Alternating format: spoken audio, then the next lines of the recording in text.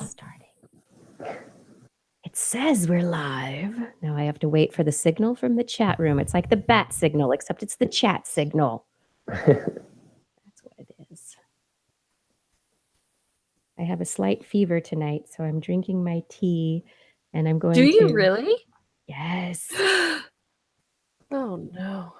This is why the internet is wonderful, because I won't get any of you sick. That is true. We can have a wonderful conversation. And you don't have to wear a mask. Getting over my fever from post-mission.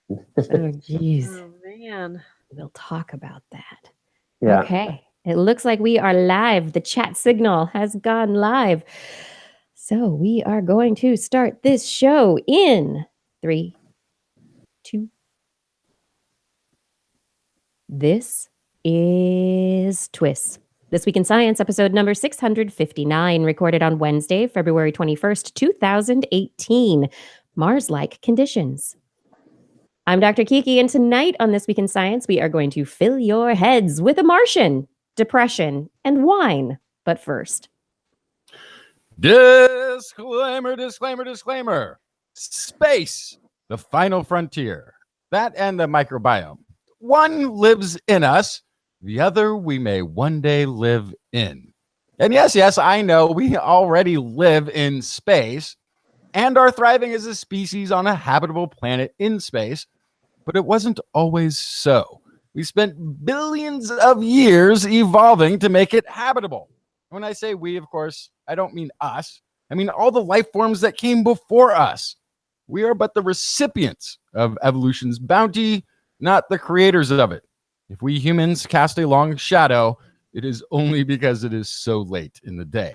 Now we are reaching an age of opportunity to truly test what no one has tested before.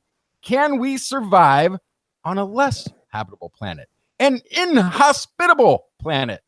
Unaided by billions of years of habitable evolution, can we translate what we have learned here on Earth to the rest of the cosmos?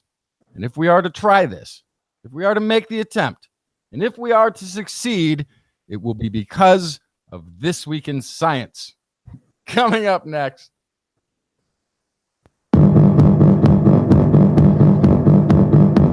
I've got the kind of mind I can't get enough. I want to learn everything. I want to fill it all up with new discoveries that happen every day of the week. There's only one place to go to find the knowledge I seek. I want to know what's happening. What's happening? What's happening this week in science? What's happening? What's happening? What's happening this week in science? Good science to you, Kiki and Blair. And a good science to you too, Justin, Blair, Ryan, and everyone out there. Welcome to another episode of This Week in Science. We're back once again to talk about all the exciting science that has occurred that we want to talk about on this show. That's basically it. That's what we want to talk about. Today, I have stories about gender differences, a bit about depression, and wine, because, I'm going to whine a little bit. And we also have an interview with Dr. Ryan Kobrick, and that'll be in just a few moments. Justin, what'd you bring? I've got one really big story about ancient humans. And there's other stuff if we have time, but this is a really big story. All right. I like really big stories. They fill up the show. Blair, what's in the animal corner? I brought snap, crackle, and popping shrimp. And I brought some skin bacteria. You just stay right over there in your recording area. Just stay right over there. Bacteria and shrimp. Stay over here with my bacteria. Yes. All right. As we jump into the show, everyone, I want to remind you that you can subscribe to the TWIS podcast on iTunes and Google Play, Podcast Portal, Stitcher, Spreaker, TuneIn. You can find us on YouTube and Facebook. And the way you do all of this is looking for This Week in Science. You can also go directly to TWIS.org. TWIS.org to subscribe. Super easy. And without any further ado, I would like to welcome our guest to the show. Dr. Ryan Kobrick is an assistant professor. let's see if I can speak this evening. He is an assistant professor of spaceflight operations, formerly commercial space operations, in the College of Aviation at Embry Riddle Aeronautical University in Daytona Beach, and principal investigator of the ERAU Spacesuit Utilization of Innovative Technology Program Laboratory, which is the Suit Lab. He's the chairman of the board and president of Yuri's Night, which is a nonprofit organization with the aim of connecting hundreds of thousands of people around the world to celebrate and honor the past of human spaceflight while building a stairway to the future. We all like that. And he just recently participated in a mission to the Mars Society's Mars Desert Research Station. Ryan, welcome to the show. Hi, thanks for having me. It's great to have you on the show. Thank you so much for joining us. I saw some Facebook posts from you a few weeks back prior to your Mars mission, and it piqued my interest. And so I'm glad that we can have you on now that you're back, hopefully from a successful mission, to learn about what you have done. So just to get started, can you tell us a little bit more about what you do? Sure. Well, what I do most of the time is I'm a professor at Embry Riddle and very busy with our program and teaching courses and running our lab, the Suit Lab. Got to have a cool acronym. That's why we came up with the Spacesuit Utilization of Innovative Technology Laboratory. It's part of the, I guess, the key parts of having a lab in the space industry. And so we look at how to improve human performance for spaceflight. So in particular, we have an interest in both EVA and IVA. EVA is extravehicular activity where the astronauts outside of the main spaceship, usually wearing a spacesuit on a surface of a planet, or it could be in zero G, like working on the space station. And then IVA, intravehicular activity, is when the astronauts inside doing activities, might be science, maintenance, it could be all of the above, or all at the same time sometimes. So we really care about how do we make astronauts efficient? How do we make sure they conserve their energy and figure out what's the magic formula for how much workload they can actually handle physically and mentally? And so within the lab, we look at things like range of motion, how much the body can actually move with a spacesuit or without a spacesuit. That's kind of the main comparison that we look at. But we also look at ways that we can improve even data collection out in the field. So we can definitely kind of talk about that, obviously, from the recent Mars simulation that I was just a part of. It was over at the Mars Desert Research Station, which is in the middle of nowhere, Utah. It was actually my 5th rotation out there and my 6th Mars simulation. The ones that occur in Utah are usually 2 weeks long. They're very short, so you do get isolated, and you're very remote. But the key is the location is very close to a Mars-like terrain. It's an ancient lake bed. The geology, the biology, radiation, the type of experiments that you would conduct in the field are analogous to ones that you would do on the red planet. And the operations of day-to-day and how you balance not just your schedule, but your diet and everything else are really important to figure out. And so by having these short 2-week rotations, they can try lots of permutations of different crews, see what might be the right stuff for a future Mars crew, which personality traits kind of rise to the top as being the most value for a crew, and really the problem solving that's involved with being in that kind of environment. The other simulation I did was actually a 100-day Mars simulation in the Canadian Arctic, and that was at the Flashlight Mars Arctic Research Station on Devon Island. Again, that's analogous to being on Mars because it's an impact crater. So that impact exposes layering of the history of our planet. And so that comparative planetology of looking at the history of our planet is the same thing you would do on the red planet. And up there's no life. I think we saw one bird over 4 months and maybe some lichen on the rocks.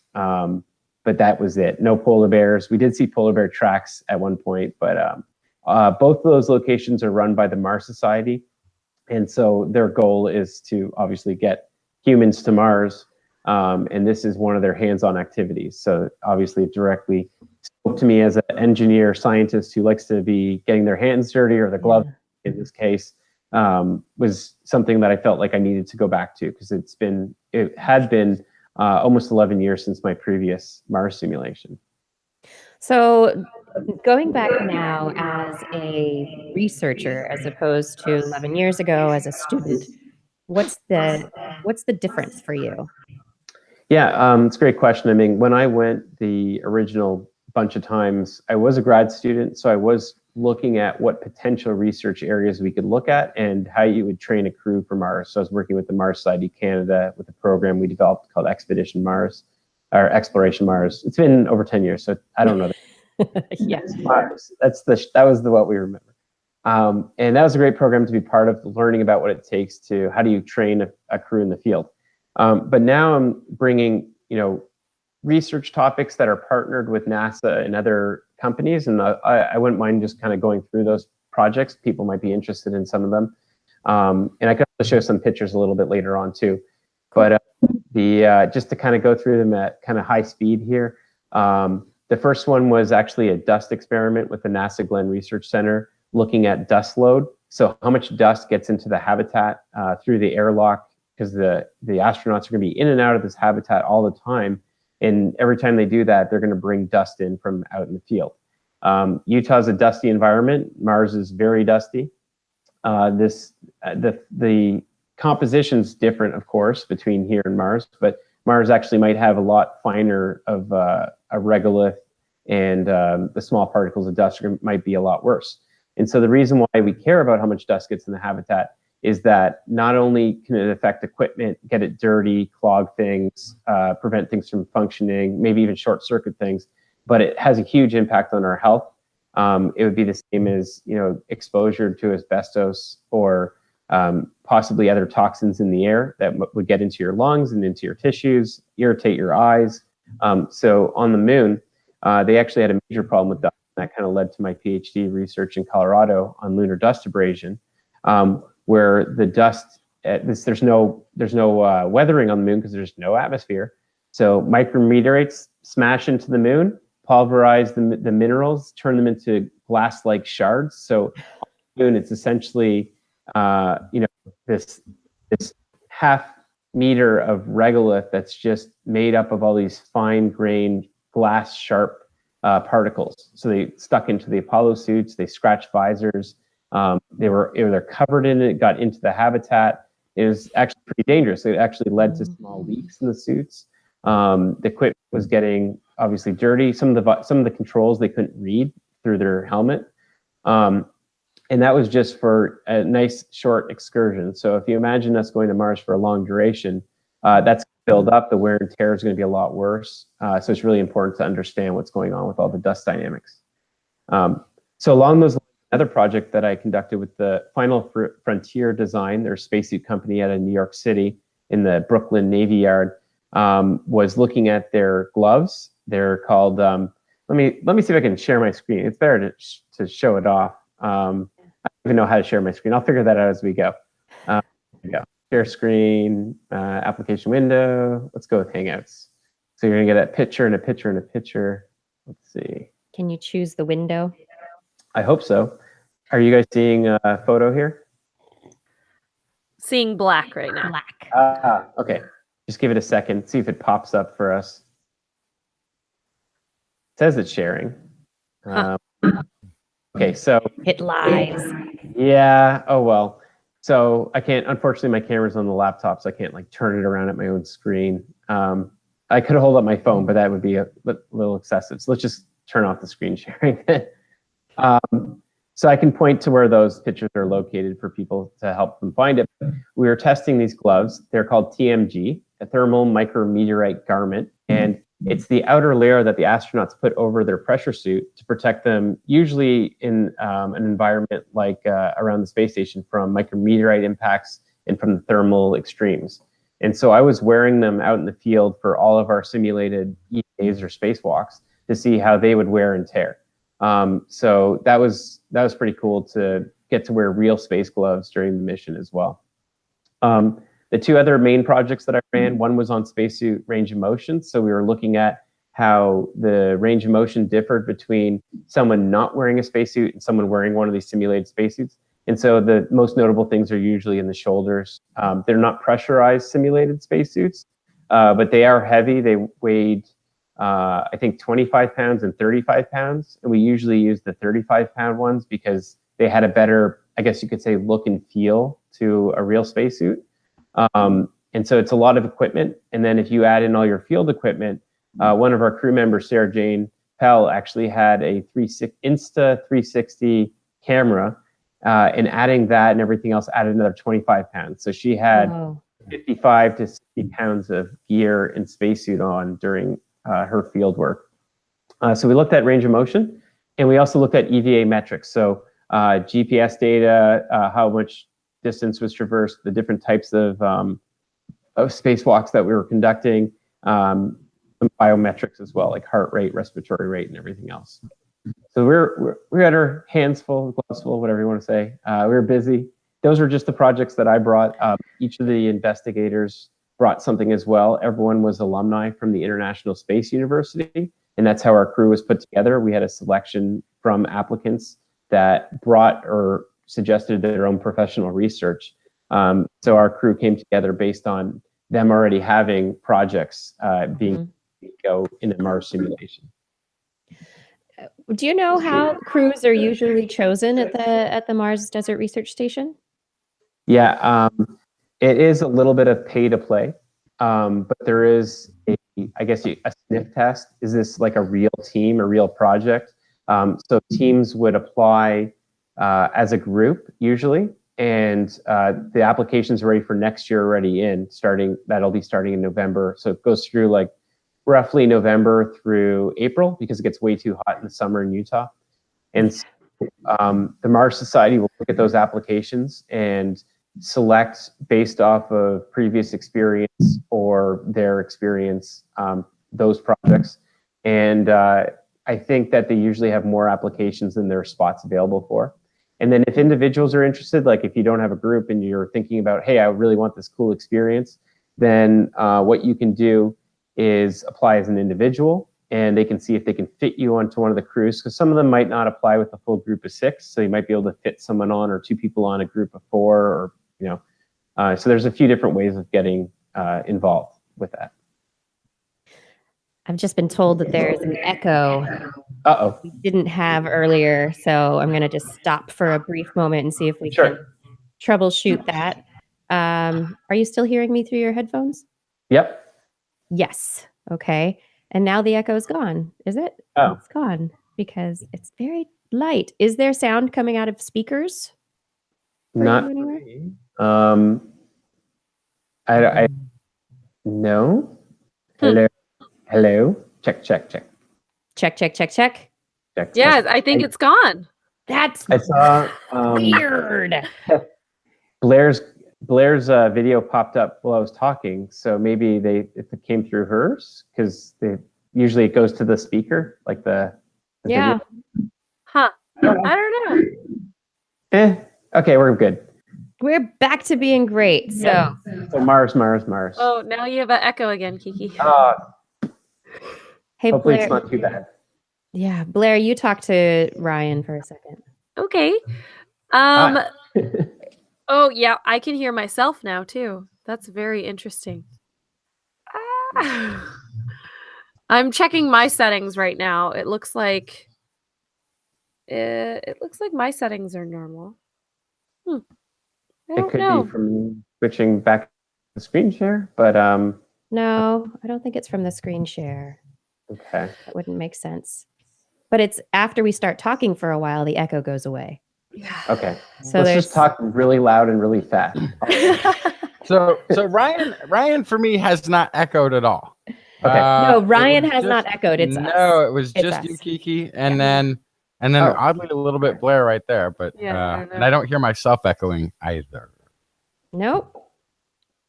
This is great. Oh, good. Hot Rod, you're echoing too now. Sorry. Is the chat room now echoing our conversation? Echo. Okay. We're just getting, this is part of the Google Hangouts magic. Yeah. So I think we may have to deal with a little bit of echo, and hopefully we'll overcome it with persistence. Yes.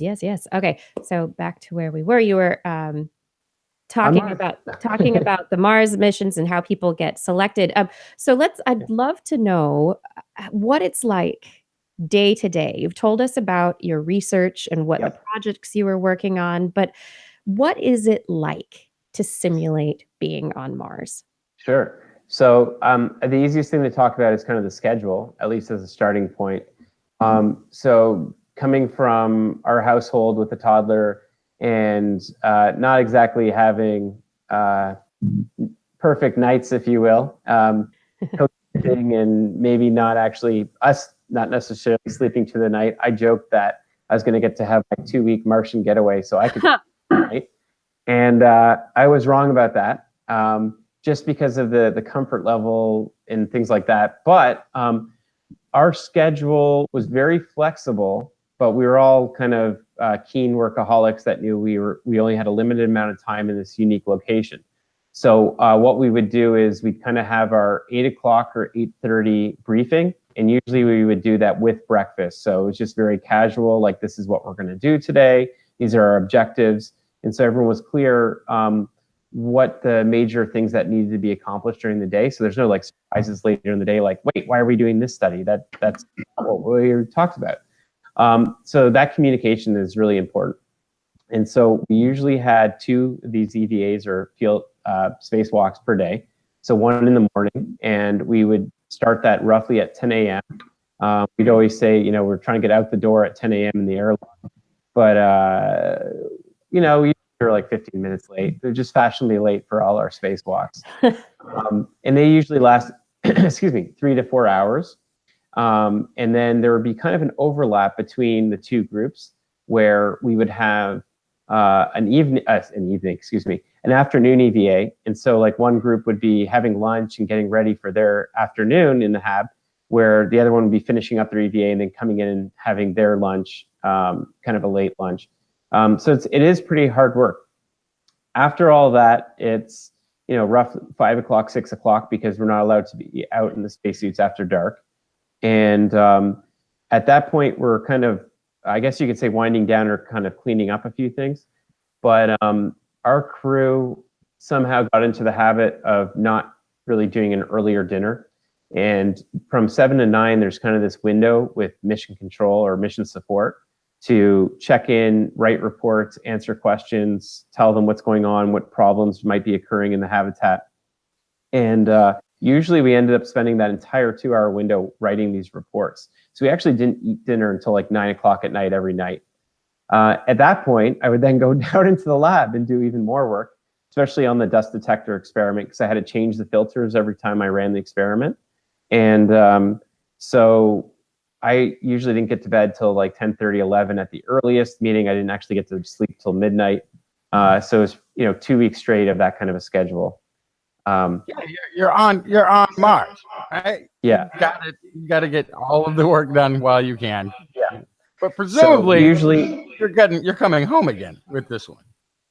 Yeah, exactly. You'll rest when you're back on Earth. So the architecture for a Mars mission is probably going to be different than that, though. For the most different architectures we've looked at for Mars, it would include a long surface stay. You might hear of things like the Mars 500 study, where they locked people up for 500 days in Russia to look at the human factors and group dynamics.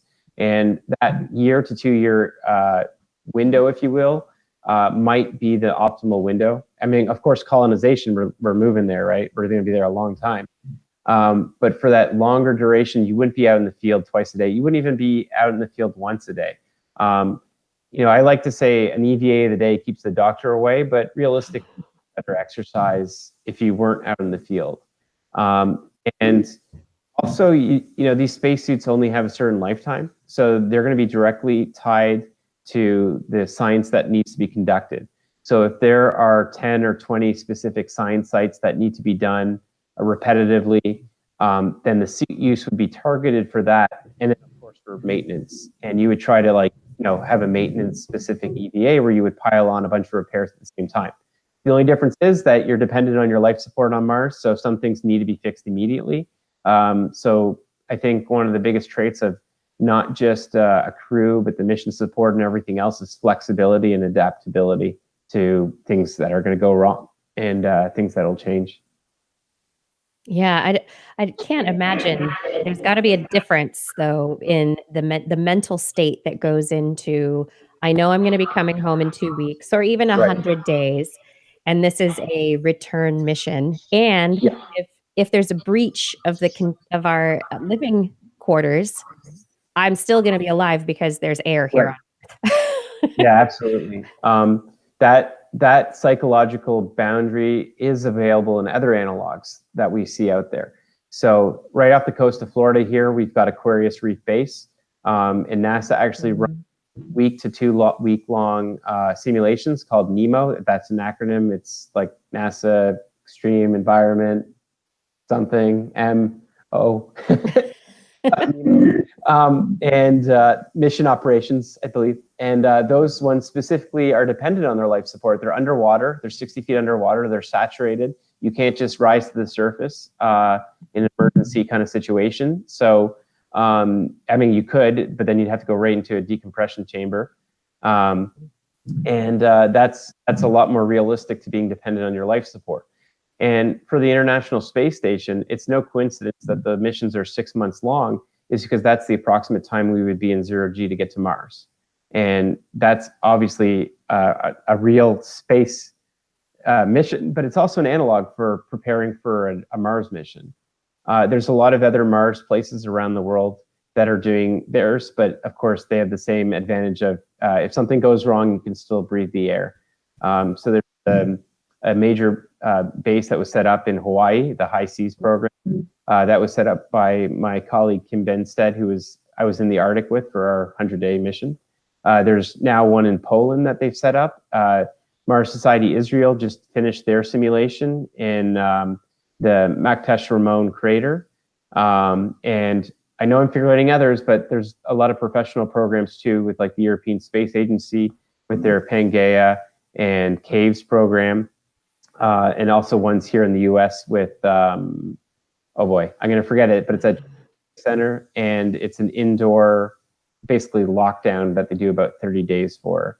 Right. The name might come to me, but the point is there's a lot of different ways and different variables that you can test for Mars simulation. And the idea is to how many of those can you actually mimic to get as close to a Mars mission as possible. So 10 years ago, I kind of half joked that the best way of doing a Mars simulation would be to launch a crew to the ISS for 6 months, then have them land in the Arctic for 2 years, and then launch the ISS for another 6 months, and then come back home. Wow. Nice. And the problem there is that they can still talk to home with a short delay, where on Mars, we might have a 10-minute communication delay each way, meaning that if I were to talk to you guys, it would take us 20 minutes to get a signal back and forth. Oh, man. So that's a very real hardship that a crew is going to have to face with their friends and family. And so we did simulate that during our mission, a 20-minute delay. I had to record videos for my son and for family members, and vice versa. They had to try to record videos. But our bandwidth was minimal there. It was slow, and we actually bought extra data, and we couldn't even use it because the bandwidth was too slow to even use the data. So those are real limitations that happen in remote locations. That's the best service provider available in that remote Utah.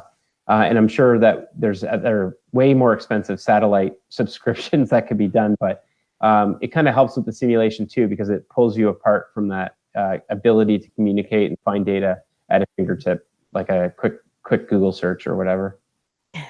Have to get back to flipping through the card system at the library again. Yeah. So the one thing that we did for our Arctic simulation 10 years ago was that we assumed that the Google index would be updated every night to your mainframe. So you could Google, do a search, and see that top level, but then it would take 20 minutes for you to click each time. So the way we work today, we don't work fully synchronous anyway. We're kind of in a generation work style of we click on a bunch of things and we let them load. Like we want that video in HD, so we let it sit there and load, and then we go do something else while that's loading. And so if you have enough of these tasks open, then if you can get into the right work habit cycle, of course, because it's hard to do that, you could actually get to a point where you're constantly able to get information that you need. It reminds me of dial-up for sure. Yeah, where Yeah, the lines of the image load Yeah. slowly over several minutes. Yeah, it felt that way a little bit too. Oh my gosh. Where are we with the state of our technology currently? I mean, was it while you were in this mission that SpaceX launched the Falcon Heavy rocket? Yeah. Yeah. So they're now looking at their BFR. Yeah. Right. And so this is going to bring down the cost. It's going to also be huge and really enable us to shoot things out into Mars orbit really easily. But that's getting there. That is not living there. So realistically, where are we in the technological process of going to Mars? If we wanted to basically jump on the school bus and just get there and basically survive the school trip, if you will, if we could do that. Chemical propulsion hasn't changed that much in 60 years. And it would be great to have a faster ride, but more realistically, it'd be better to figure out how we can adapt the human body to deal with just a longer duration mission. Radiation will be an issue. That's one of the top things. But that's kind of hard to deal with because you can kind of handle solar particle events because you can get some warning on them, but galactic cosmic rays are coming from every direction and all the time. So that dose is going to happen no matter what. And so that has to be an acceptable risk that the astronauts take when they go on one of these missions. So technology-wise, not quite there.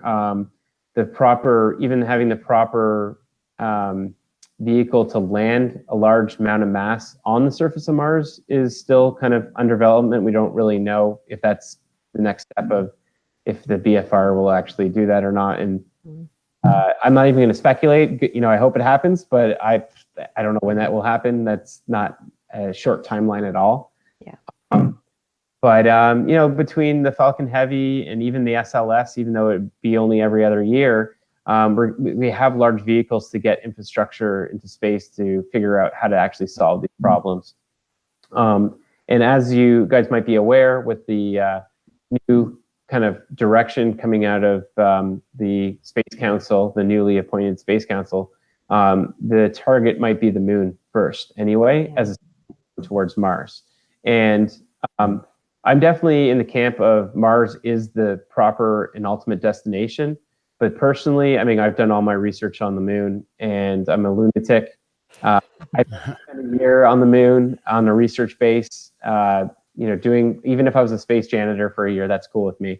But I've always, I always looked up at the moon and dreamed about it. So for me, has a better connection to just on a personal level, but on a humanity, need to think about not just our survival, but our eventual learning and expansion, that Mars is definitely the destination that we should be thinking about. Yeah. If in the time frame of your being able to go, would you go to Mars? Or to the moon? Yeah. So with Mars, it all depends on life. So I kind of feel that at this point in my life that my kid or kids or whatever happens with our family need to be at least 18 and capable adults of making their own decisions before I run off and do something crazy like that. So I think it might be a mission that's realistic more in the upper levels of my career, if you will, or the upper. And by then I'll be half bionic anyway, because so whatever, half of me will go to Mars, I guess you could say, or you can send half of me in advance, just as anyway. I think that's more realistic, and so I'm not like, when all these opportunities kind of pop up for getting people signed up for different Mars activities. Mars One was one of those to try to get people excited and signed up and become part of the selection process. I didn't even apply for it. I just didn't think it was the right thing for me at the right time. And if you look at, of course, I want to be an astronaut when I grow up, but if you look at all the astronaut selections and things that have happened, it's not just about your past and your career and doing what you're passionate about, but it's all about timing, and there is that luck factor of when those things happen.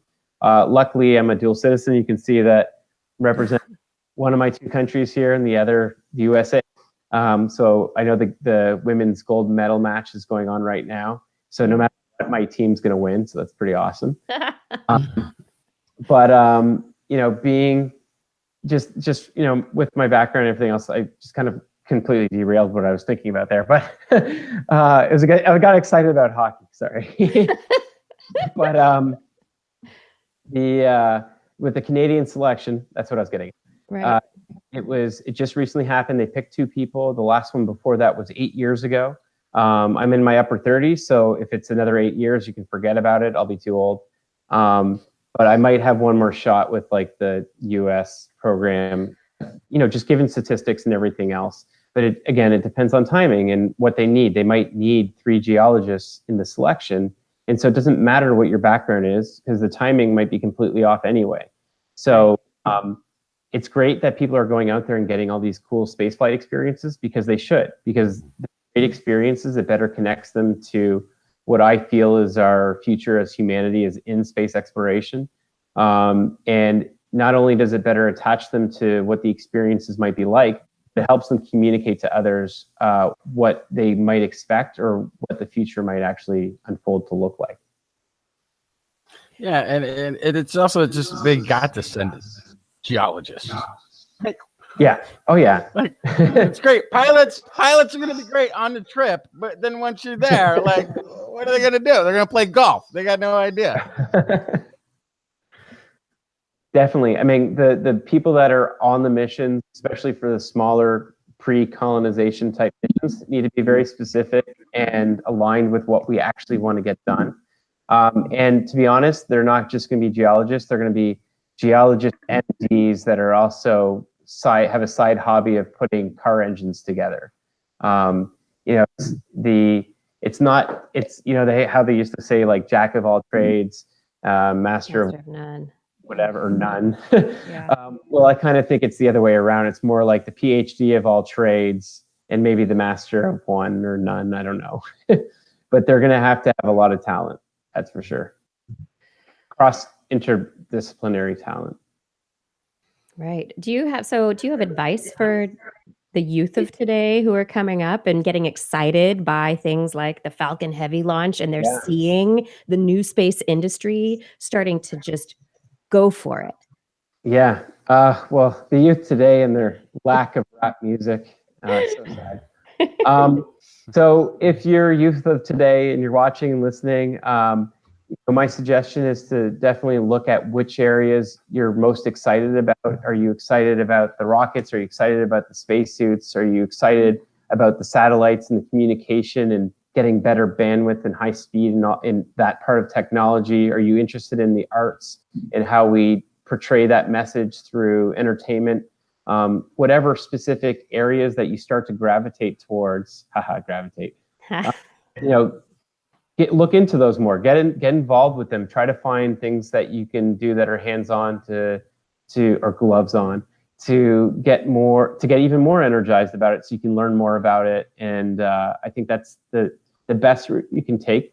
There are, of course, things that are space-like that everyone always recommends. Like, if you talk to an astronaut, they'll tell you, scuba diving is one of the closest things that you can do to kind of learn about breathing and underwater and life support and how the body deals with oxygen and nitrogen saturations. And I definitely agree with that. Scuba is awesome. It's great for simulating moonwalks and everything, which we've done in a study abroad program in Greece on the bottom of the GNC, which is awesome. Right. And then it's your excuse. You're like, I'm going to go to this beautiful place to go scuba diving for science. It's astronaut training. Yeah. So go scuba diving. It's astronaut training. Get on a roller coaster. It's astronaut training.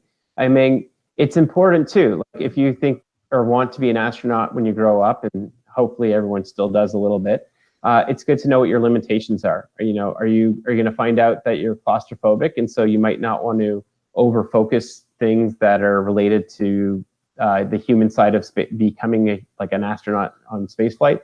Or, will you discover something about yourself that might make you the next, the first person to walk on the surface of Mars, because you're you've got that extra little thing that no one ever would have even thought of.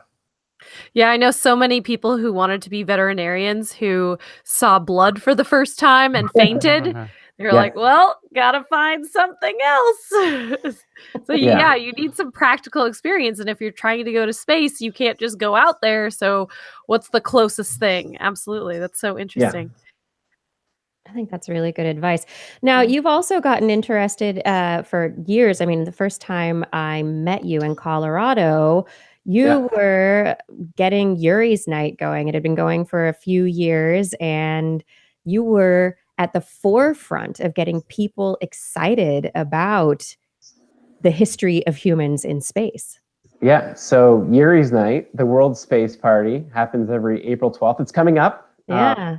And it celebrates the first human in space, Yuri Gagarin, 1961. It was also actually the first space shuttle flew on April 12th, 1981.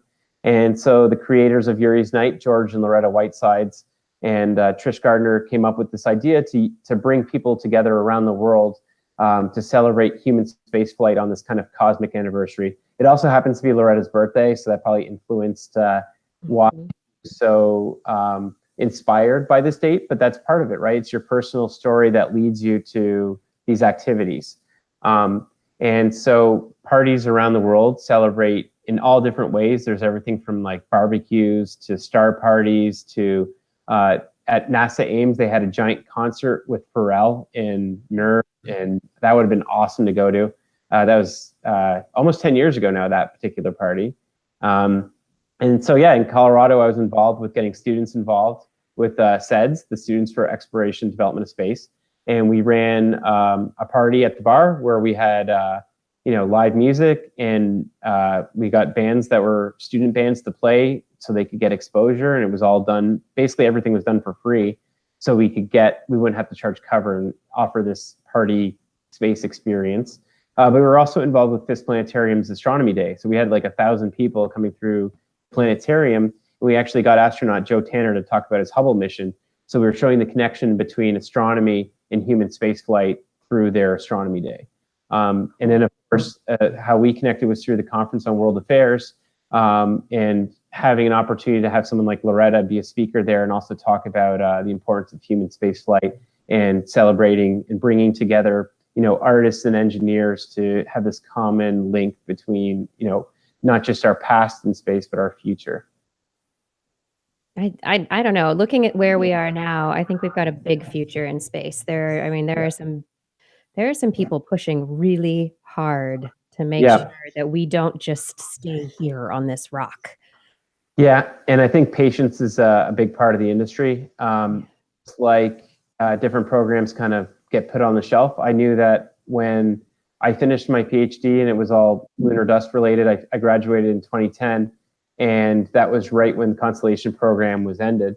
And so the whole idea of lunar exploration was basically gone, but I knew that it wasn't gone. It was just being cycled to the next shelf, and now it's coming back. So people that are involved in the space industry, be patient, or if you're just getting into the space industry, be patient, because the pace that you would want it to happen at is, even though things are happening pretty awesomely rapidly right now, it's probably not as fast as you think it's going to happen.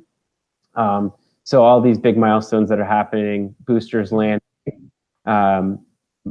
twin landings of them. Oh my gosh.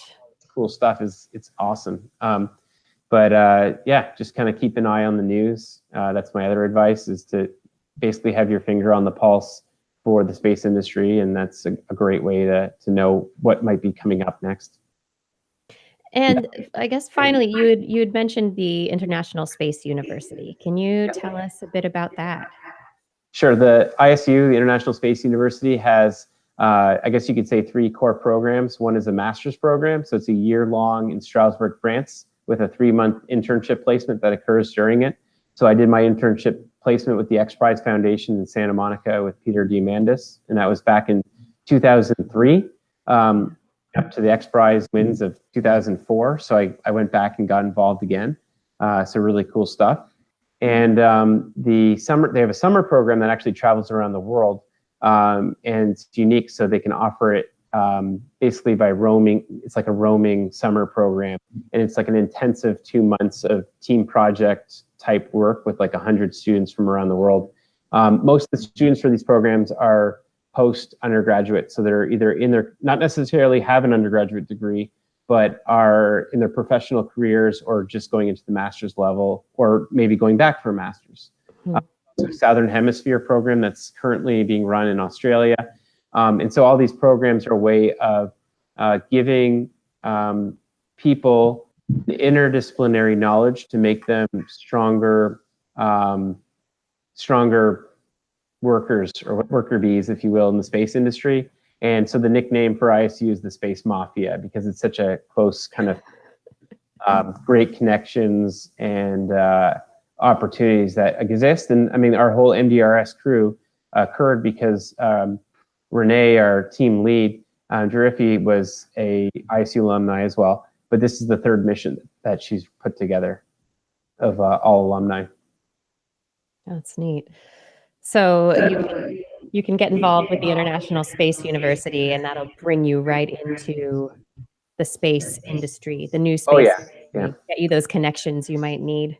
I think most of the connections I made were in that 1 year. The starting point, at least, for connections were in that 1 year.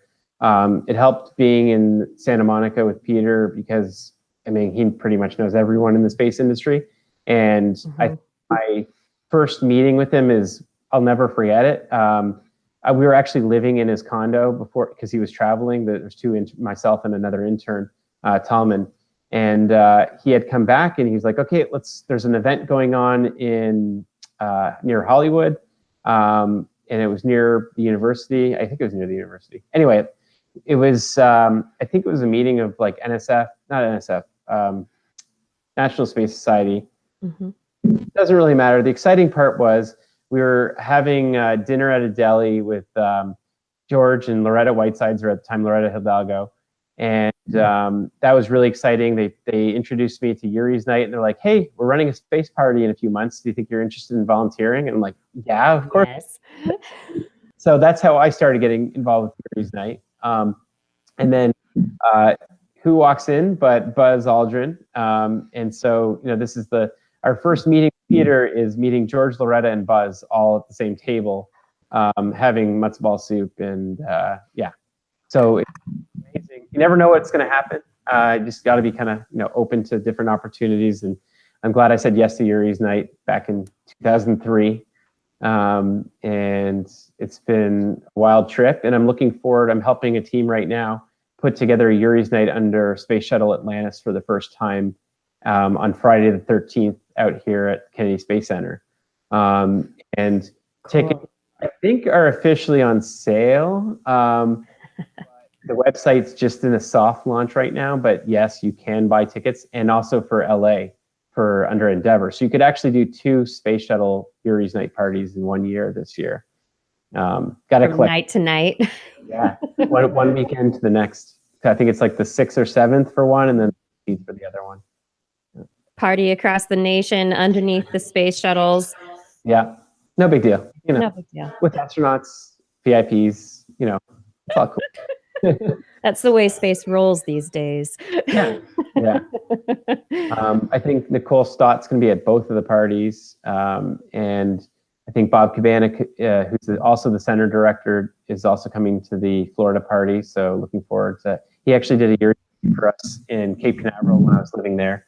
So yeah, great connections. Just kind of, you know, everyone should always keep their doors open to talk to these cool people, and never know what'll happen next. Yeah, interesting things for sure. All right, I won't keep you up any later. I want to talk about wine now, though. Well, we look forward to someday having a 20-minute delayed conversation with you from Mars. Okay. Yeah, that would be good. What's But in the there meantime, seems to be no delay from here on the moon, though. So Yeah. no, this seems to be a great place to broadcast. Much closer, Justin, much closer. Yeah. You could send me up there as a correspondent if you need to as well. So okay, that's good, because I know Justin doesn't want to leave this planet, so we'll do that. I'll wait until the singularity, and then I'll just wait for the 10-minute delay to be beamed to Mars. okay. That's what I want. That's right. But I'm gonna wait. I'm holding out for that.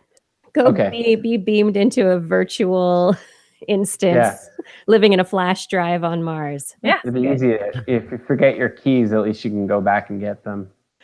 Right. absolutely. 20-minute round trip. Yeah.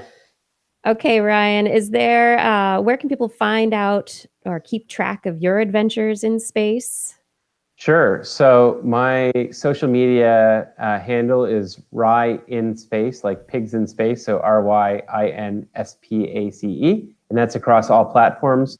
My lab is Spacesuit Up across all platforms. So it's, as it sounds, SPACE SUIT UP. Then, of course, Yuri's Night is also Yuri's Night across all platforms. So that's YURISNIGHT. And you should be able to find the websites from those handles as well. And check out the photos that are there from my Martian adventure. There's a cool shot of gloves that I just added. I just finished photographing them for Final Frontier Design and shipped them back to New York so they can take a look at all the damage that I did to them.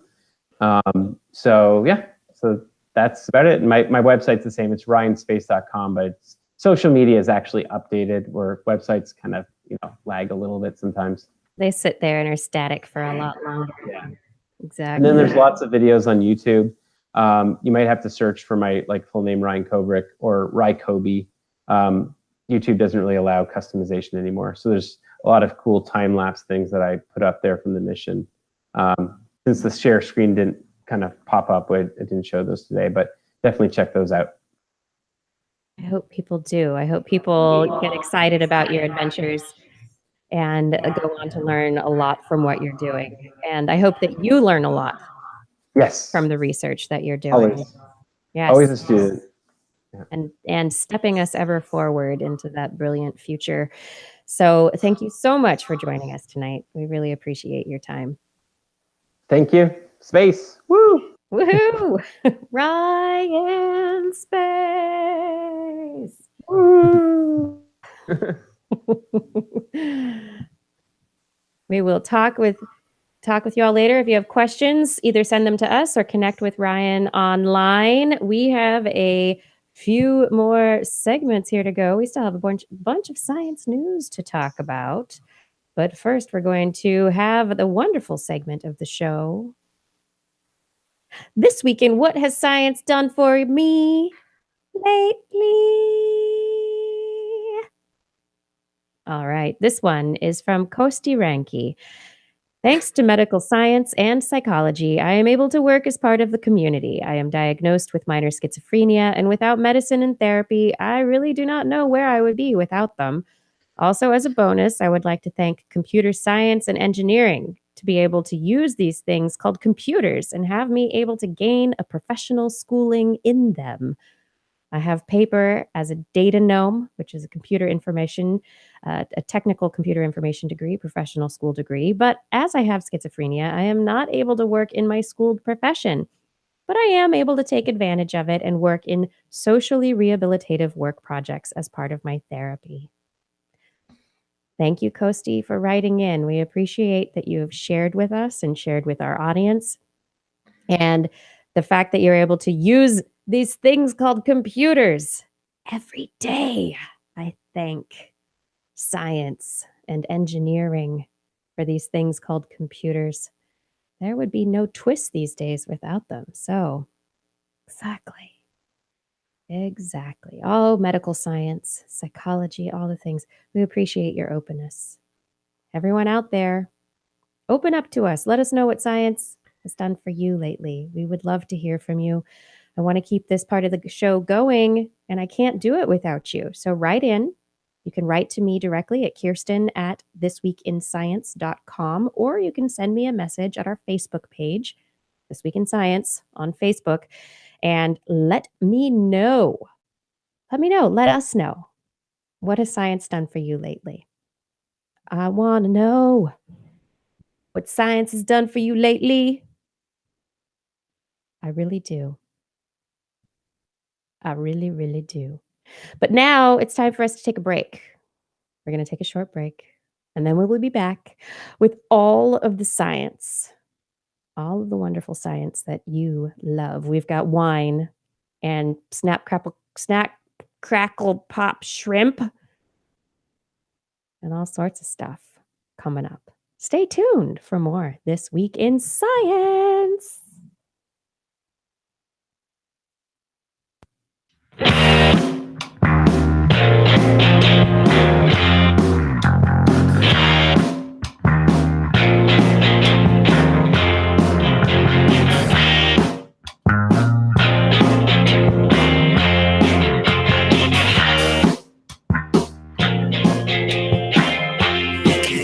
Explain the things you heard with more than intuition.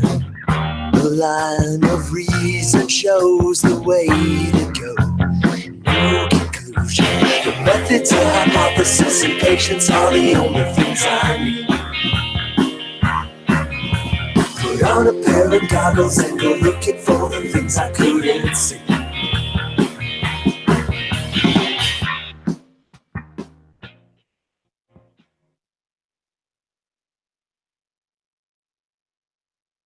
Hello, everybody. Thank you so much for joining us once again on This Week in Science. And as we ask every episode, I'm going to ask once again for you to continue to support us, not only with your listening, but also help us financially keep this show going. We do need you and your support. There are many ways that you can do that, however. The first way to do it is to head over to TWIS.org. And over at TWIS.org, you will be able to find our wonderful link to our wonderful Zazzle store. At the Zazzle store, you find all of the cool products with TWIS images and logos and Blair Baz's Animal Corner calendar art from previous years. I mean, seriously, a little baby bodysuit with a TWIS T-Rex. It's fabulous. You know somebody who needs that. You do. I know you do. And in purchasing these wonderful items, you help support our show and let us let us pay our bills. Indeed, indeed. Another way you can help support our show is by supporting us through PayPal. You can do that by scrolling down the side of our main page at twist.org and clicking on that little yellow donate button. The yellow donate button will take you to a one-time donation page where you'll be able to donate whatever amount you think is appropriate to help keep us going. If you want to use PayPal to support us on a recurring basis, all you have to do is go to one of the most recent episodes and click on the little pink buttons down at the bottom of the show notes. Go through the show notes, find out the stories that we talked about, and at the bottom, you'll find buttons that are pink in color that allow you to have a one-time contribution, $10 a month recurring, $5 a month recurring, or $2 a month recurring. Whatever works with your budget will definitely help TWIS. The other way to help support us and keep us afloat is to help us out through Patreon. The Patreon community is a place where we post all sorts of our regular episodes, but occasional notes and letters to you in the Patreon community and special access to certain content when it comes up. All you have to do is click on the red Become a Patron button. Become a patron at the level that works with your budget. There are many levels, and you get nice little rewards for helping us out. So help us, please. We're trying to get up to that $2,000 a month level to really be able to buy ourselves new equipment, pay ourselves a little more stipend, and keep this show going month after month, week after week, year after year. That's right. Twist.org. It is the place where you can go to find all these ways to support TWIS. If your budget doesn't allow for buying things or these donations, you know what? A little donation of your time is all we need. Take your time to click on the like button on YouTube, the share button on YouTube, on Facebook, on Twitter. Share us. Tell people about us. Don't keep us a secret. We don't want to be a secret. We don't want to be your dirty little secret. Nope. We want you to share us. We want you to help the world know about us so that we can grow and do things even better. Help us out here. That's what I'm asking. And you know what? You know what? You know what? All of that, though, we're just here because you're here. Thank you for being here with us, and thank you for your support. We really could not do this without you. And still, you can't believe what a skeptic I am. I can't believe you believe in that shit. We disagree, but I still believe. And we are back with more This Week in Science. Yeah, you know we are. We have science news. I have a bunch of it. Okay, are you guys ready to dive I'm so in? ready. Okay. Hit me with the science. Hit me with your best science. I will right now. iPad away. We can't discuss this away. Oh, no, no, no. This is something that we need to talk about right now. This last week, a report came out from a couple of researchers, Gisbert Stutt of the UK and David Yuri of the United States, put their minds together to try and analyze data about gender differences in the math and science fields for girls and boys. So there seem to be social factors that discourage women from pursuing careers in science, and people have hypothesized it's things related to the culture of the scientific and math institutions, but we don't really know. Nobody's done a lot of these testing to find out all the factors. There are some tests, but we really don't know why there are fewer women in the maths and sciences than there are men. Now, Stutt and Geary, they used information from the PISA test, which is the Program for International Student Assessment. It's a standardized test given to students in 71 countries around the world. And so this gives an international view of factors that are involved in the achievement of students. And their analysis of data of students' skills in math, science, and reading comprehension, as well as assessment of the students' confidence in their abilities to do scientific analysis, found that it's a really complicated situation. They found that in the more equal countries in the world where there seems to be less gender discrimination, the more egalitarian societies are, the fewer women go into the sciences. Yeah. So this survey that they looked at, they found that really, truly, the gender gap in science is very small. So girls and boys in this test, pretty much across the board, they were scoring about the same. 22 countries, boys outperformed girls in science. 19 countries, girls outperformed boys in science. So this is really on a small number of countries difference, and that could be the standard of error. And so there's just and why they were performing better or worse doesn't make any sense. There's no clear relationship between the results and the country's gender equality. They looked at students' relative strengths, and they averaged scores for 3 subject areas and compared the score in each subject to the average to identify the student's strongest subject. So someone might be below average in reading comprehension, but be really high in math comprehension or science.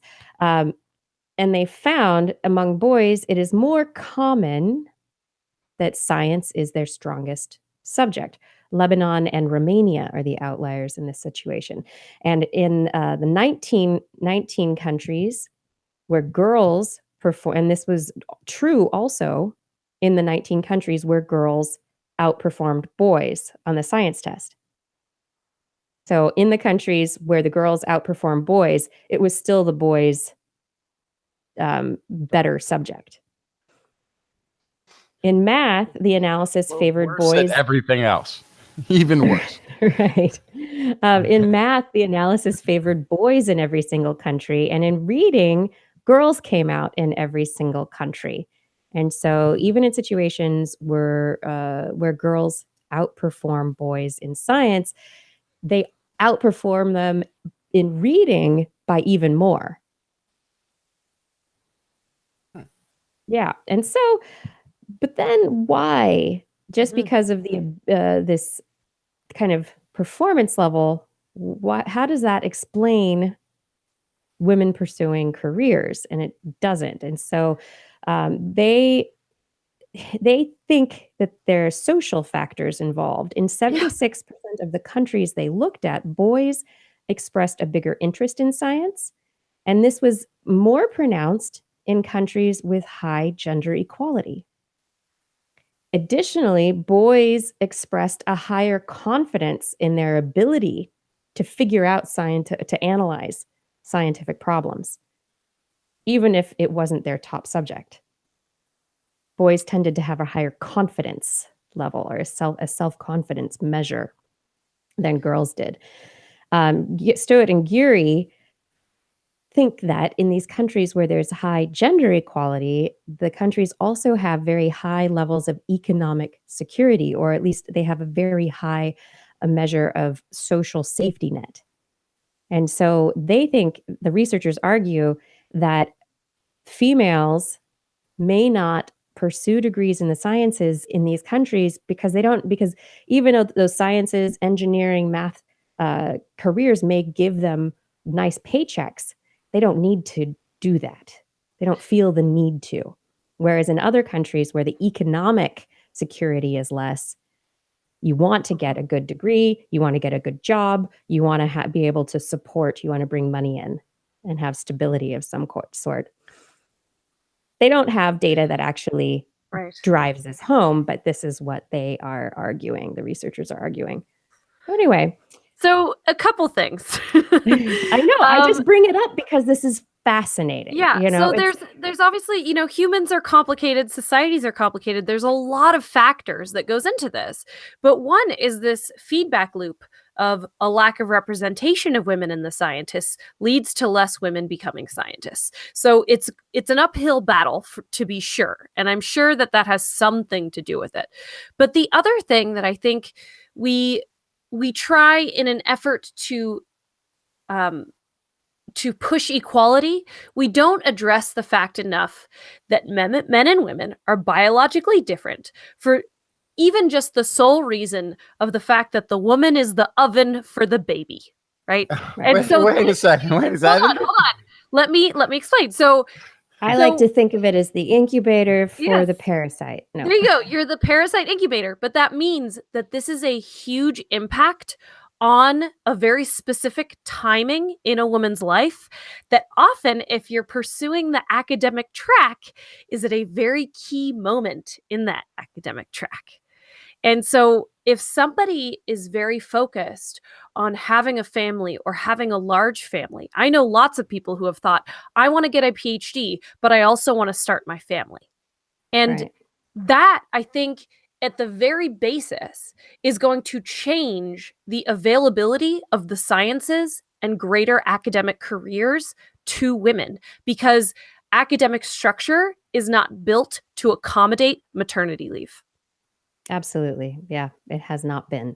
People are working to change that. Right. It's getting better, but it is a huge obstacle for any woman that wants to start a family in her mid to late 20s if she's working on a PhD.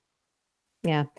I think that, what this tells us, though, is that we definitely, people also have different skills. It's wonderful to know there really is not a lot of difference between boys and girls around the world in their performance on science, math, reading comprehension. It is interesting that girls have slightly better reading comprehension. We know girls usually start speaking and being social earlier and are usually just generally more social. There are there are gender differences. It's interesting that the boys are generally their strengths are in the sciences.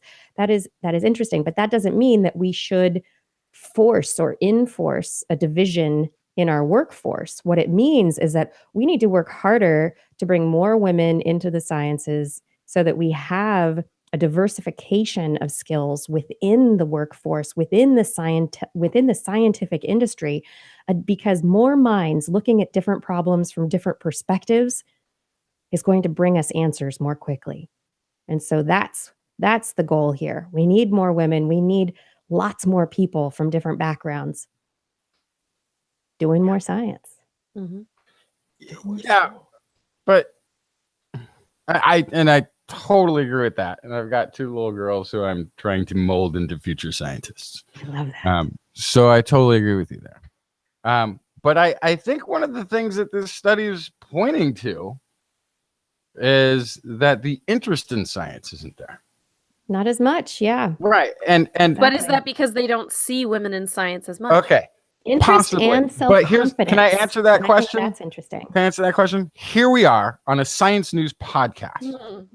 right? Hosted by 2 out of the 3 are women. And love you chat room. But if you look through our chat room of, I don't know, how many people are there? 50 people, 40 people, something like this. How many girls are out there?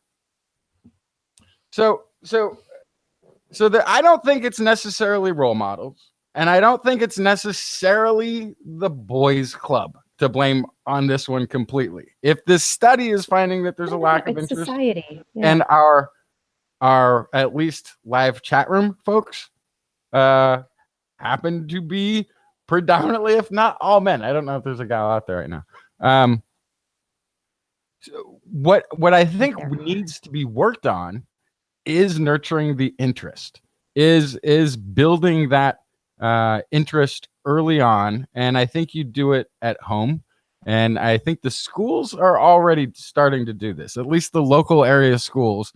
Science in, the 5th grade is a weekly class, not something you wait until you get to the 8th grade and then take finally a science class. It's now part of the regular curriculum. So everybody is being exposed to it. And I think that's where it needs to get built. It needs to get built really early as one of those sort of what would you like to be when you grow up sort of a things.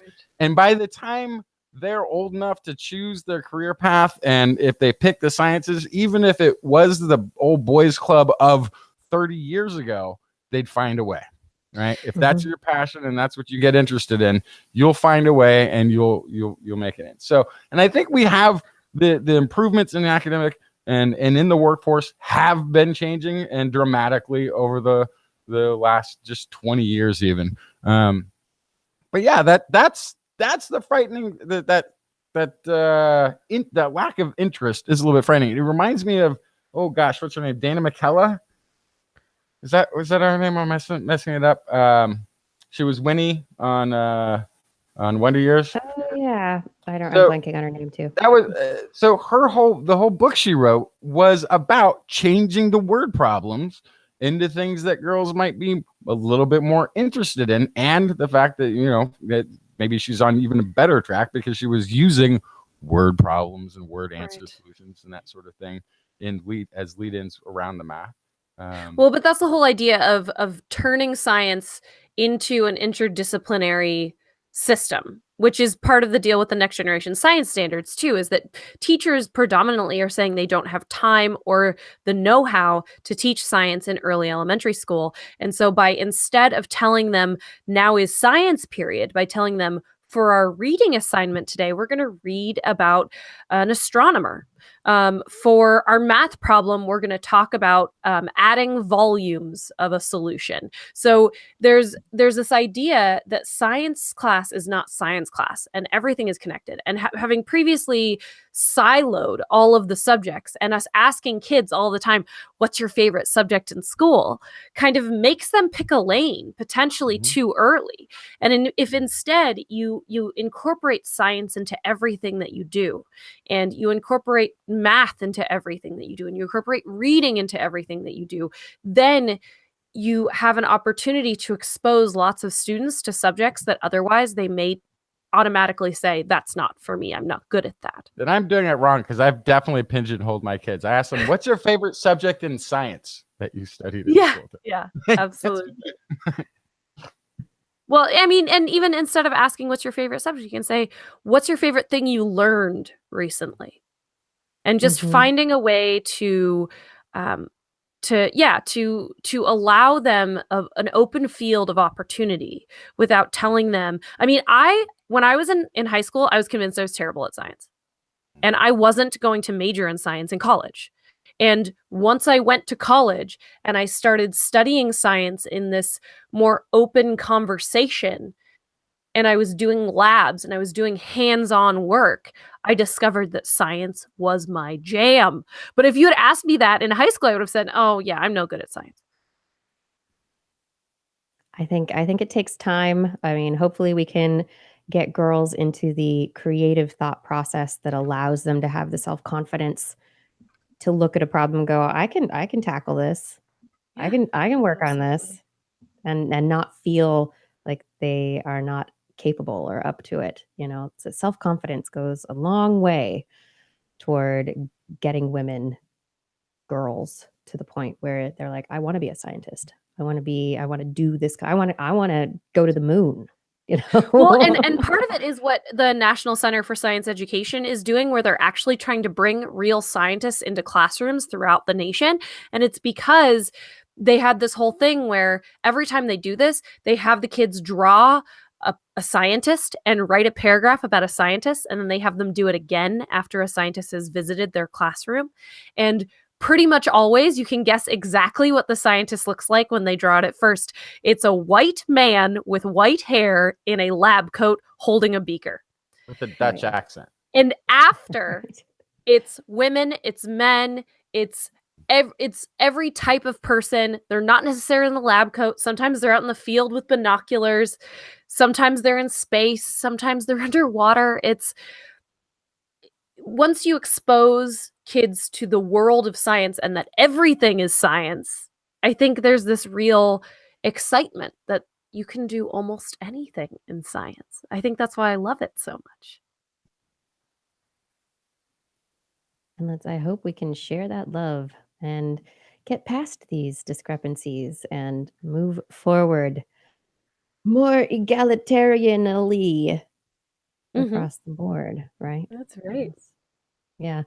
And, you know, if you're depressed on this, maybe someday we'll be able to fix it. We'll get rid of that depression once and for all.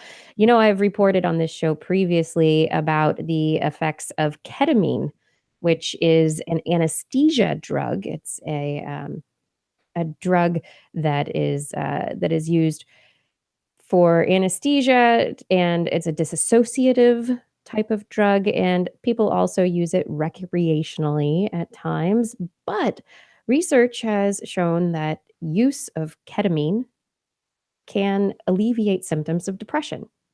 And since they found that out, they said, well, you know, we don't just want to be giving people ketamine. And, you know, we spoke previously with Dr. Was it Enrique, who talked with us about his ketamine clinics and how he administers the drug therapeutically for people. But, you know, you don't necessarily want to always have the dissociative effects in order to get rid of the depression. Can we get rid of the anesthetic effects, the dissociative effects, and just find a way? What is the molecular component of ketamine that triggers this antidepressive effect? What is that influence? Well, researchers have been working on that and trying to figure it out. They identified a ketamine derivative that has fewer side effects. It's not perfect yet, but there's a team out of China's Zhejiang University, that have actually figured out the target of ketamine's actions and gives us insights that are really interesting into not every depression that is diagnosed, but maybe the source of many depressions around the globe.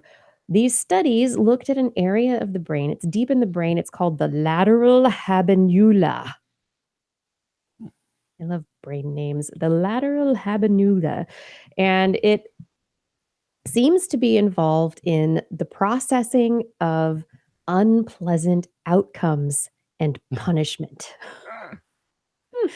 Why do I have one of these? Yeah, get rid of it. What possible use could Can't that we be? get rid of it, right? Cut it out. And in previous work looking at this area of the brain, when researchers have stimulated the area with electrodes, it has in some instances relieved depression. So these researchers were like, well, maybe this is where ketamine works on the brain and does its magic trick to get rid of depression. And so they infused the drug right into the lateral habenula of rats that had depression-like symptoms, and they were not depressed anymore. And then they used a different chemical that inhibits the proteins, that the receptors that ketamine acts on, and those drugs blocked depression as well. And then they wanted to know, okay, is this really a causal relationship? And so they used optogenetics to engineer these cells in the lateral habenula to emit, to become active when they were stimulated by light. And when they were stimulated by light, the bursts of activity got kicked off in the lateral habenula. I just love saying this name. And it drove depressive symptoms in the animals. And so they were able to regulate symptoms of depression in the animals that had these cellular engineering. Turn on a light, you're depressed. Turn off a light, you're not depressed. So then there was another paper, and they wanted to know what was going on a little bit more close up, right, in a little bit closer resolution. And so they looked at these at rats who had a depression induced by chemical means or by psychological means, in which they induced learned helplessness. And so it's just these rats, they're like, I can't control anything. I'm helpless. I'm just gonna stop paddling around this bath of water. I can't find a place to sit. I'm helpless. I can't do anything. Yes. What they found was that there's a protein that controls the flow of ions between the cell and its environment, right? These nerve-gated ion channels allow for the stimulation of the nerves and the flow of the stimulation down the length of the axon via action potentials. And we know this happens through the cell's membrane, the nerve's membrane itself. But they found this protein and they were like, it's got to be in the nerve. No, it's not in the nerve. It's in these cells that are packing around the nerves called astrocytes. And so these astrocytes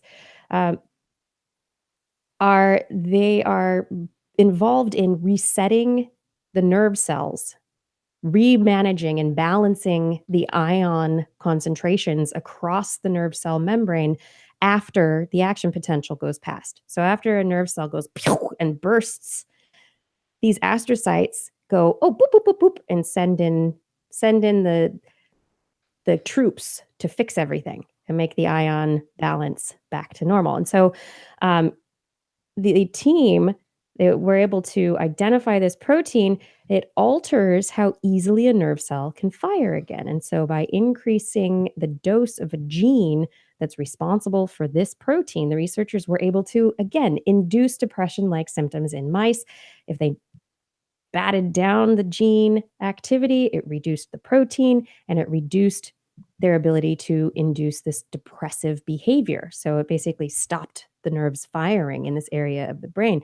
And this isn't a cause of depression, but this could be a target for these ketamine derivatives. It could be a target in the brain for more specific stimulation to be able to get rid of depression. This is very exciting as it is maybe not for, like I said, for all people with depression, but for some depression, this may lead to a treatment very soon. This is very exciting. But if currently, if you're a mouse, good news. That's right. If you're a mouse, if you're a rat, Just keep swimming, apparently. bingo. Yeah. That's right. But I think it's very fascinating that an anesthetic used in veterinary medicine more so than human medicine, but an anesthetic, a dissociative that's used as a recreational drug as well, that it has basically kickstarted this investigation of these cellular receptors and areas of the brain that may eventually lead us to being able to control depression and treat it very effectively, much more effectively than the broad spectrum mallets that we use currently. Yeah. Yeah. This is This Week in Science. Justin, what do you got? I have the biggest story. There was a paper. No, make it 2 papers published today in the journal Nature, which is more than doubling the amount of ancient humans whose DNA is telling the tales of their history in publication. So this is from lead author David Reich, Howard Hughes Medical Institute investigator at Harvard Medical School, in quotey voice. When we look at the data, we see surprises again and again and again. So together with his lab's previous work and that of other pioneers of ancient DNA, the message making its way from the ancient past is that our prehistoric European ancestors were not couch potatoes or even neighborhood, countryside, or regional area potatoes. There was, this is back to quotey voice, there was a view that migration is a very rare process in human evolution.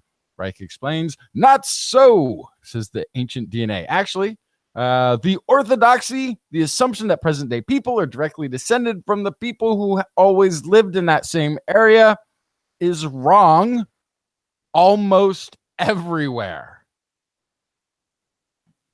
Builders of Stonehenge. Celtic descendants, right? Who turned into the Irish, right? That's how that happened. One of the new papers, Reich and a cast of dozens of collaborators chart the spread of an ancient culture known by its stylized bell-shaped pots. So they were called the bell beaker people. This culture first spread between Iberia, which is a semi-ancient term for pretty much Spain, and Central Europe. They moved around about 4,700 years ago. By analyzing DNA from several hundred samples of bones, Reich's team shows that not only that only the ideas, not the people who originated them, made their move initially into Europe. So the pots started showing up, so people thought, oh, this is this culture. They go with those bones. These are the same people. No, they just were like, those are cool pots. We're going to make them over here. So then that story's a little bit different. The bell beaker culture expanded to Britain 4,500 years ago. And that population pretty much completely supplanted the population that was in Britain at the time.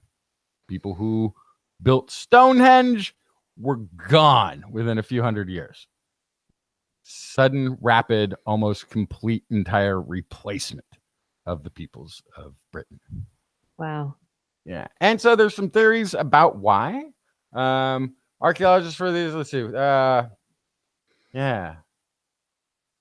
This is Barry Cunliffe, Professor Emeritus, University of Oxford. People are going to be upset in learning that their, mystique of that area and its history might not be belonging to them in a sort of hereditary, passing on of generations sort of a way. But he says that's part of the excitement of it. Well, I mean, remember, nature, nurture, it's always both. So this is just some non-genetic environmental influence. Mm-hmm.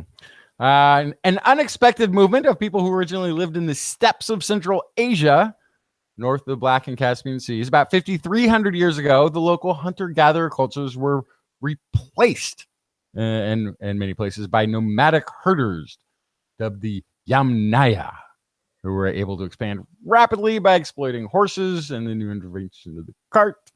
And they had all these nice burial sites. They'd long known that some of the technologies used by Yamanaya later spread to Europe. The startling revelation from ancient DNA was that the people also moved. They moved from those steppes all the way to the Atlantic coast of Europe in the west, all the way to Mongolia in the east, and down into India to the south. They kind of went everywhere. Fast migration helps explain the spread of Indo-European languages, because now you have these same people showing up everywhere. So, of course, the language spread, because the people went everywhere, not just the languages. Significantly replaced the local hunter-gatherer genes across Europe with the indelible stamp of steppe people DNA. And it's happened with Britain with migration of the Bell Beaker people to that island. So did these local hunter-gatherer groups begin vanish. So this also might explain a strange result they got of a genetic connection of modern-day Europeans and Native Americans. Now, logically, people thought, oh, well, Europeans must have been somehow visiting, or Native Americans were visiting, going across the Atlantic Ocean, and that's why. But if these steppe people went all the way to the west and then went all the way to the east, and then were part of the, their DNA was some of, at some point in those people that went over 24,000 years ago, then yeah, now it kind of makes sense that there would be genetic connections. There's also, what is this? This is new insights from Southern Europe. Reich's second paper. That was just the first paper. Second paper on genomic history of Southeastern Europe reveals an additional migration as farming spread across Europe based on 225 individuals that they sequenced that were 14,000 all the way up to about 2,500 years ago. And it looks like the hunter-gatherers were there, but then these farmers started moving in, but they only moved as far north. And then when the crops didn't grow as well, they stopped. And they sort of had this latitudinal line for thousands of years where there was a lot of interaction in this boundary between farmers and hunter and gatherers. So what was sort of interesting there is it looks like it was mostly males from the hunter-gatherer population. Their DNA was being passed on. And they don't know exactly how that happened, right? Why would it be mostly the men's DNA that seems to have survived throughout the ages? One scenario is that farmer women tended to be integrated into hunter-gatherer communities, though I think it's just as easily that the hunters visited farming communities to trade and stayed for the hospitality they enjoyed. I don't know if that one works as well. So there's three things. There's three things that have led to this treasure trove of these papers. One, cost reduction, speed increased in doing the gene sequencing. Two, there was a discovery spearheaded by Ron Penhasi, archaeologist, University College Dublin. His group found that and you got to help me out, petrous bone, some little bone in the ear. You don't know it either? Okay, because I'm like, I've never heard of the petrous bone or petros bone. I don't know anatomy. I know physiology is different.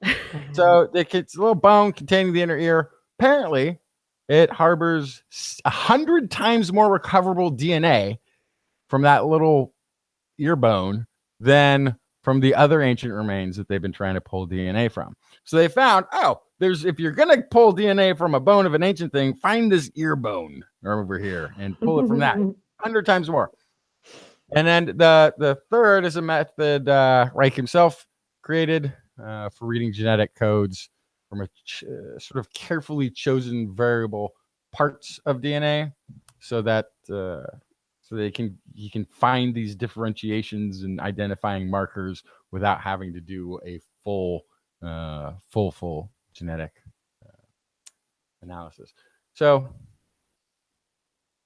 this is what's crazy here. So this is just the latest of the paper, right?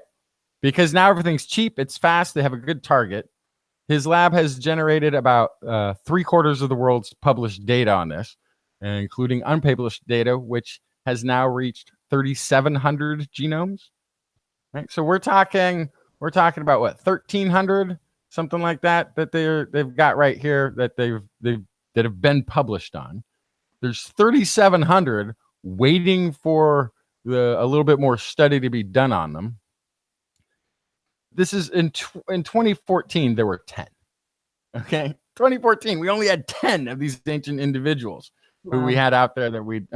He's got 1,300 out, 3,700 on the shelf, and hundreds of thousands of samples that are still out there to be grabbed.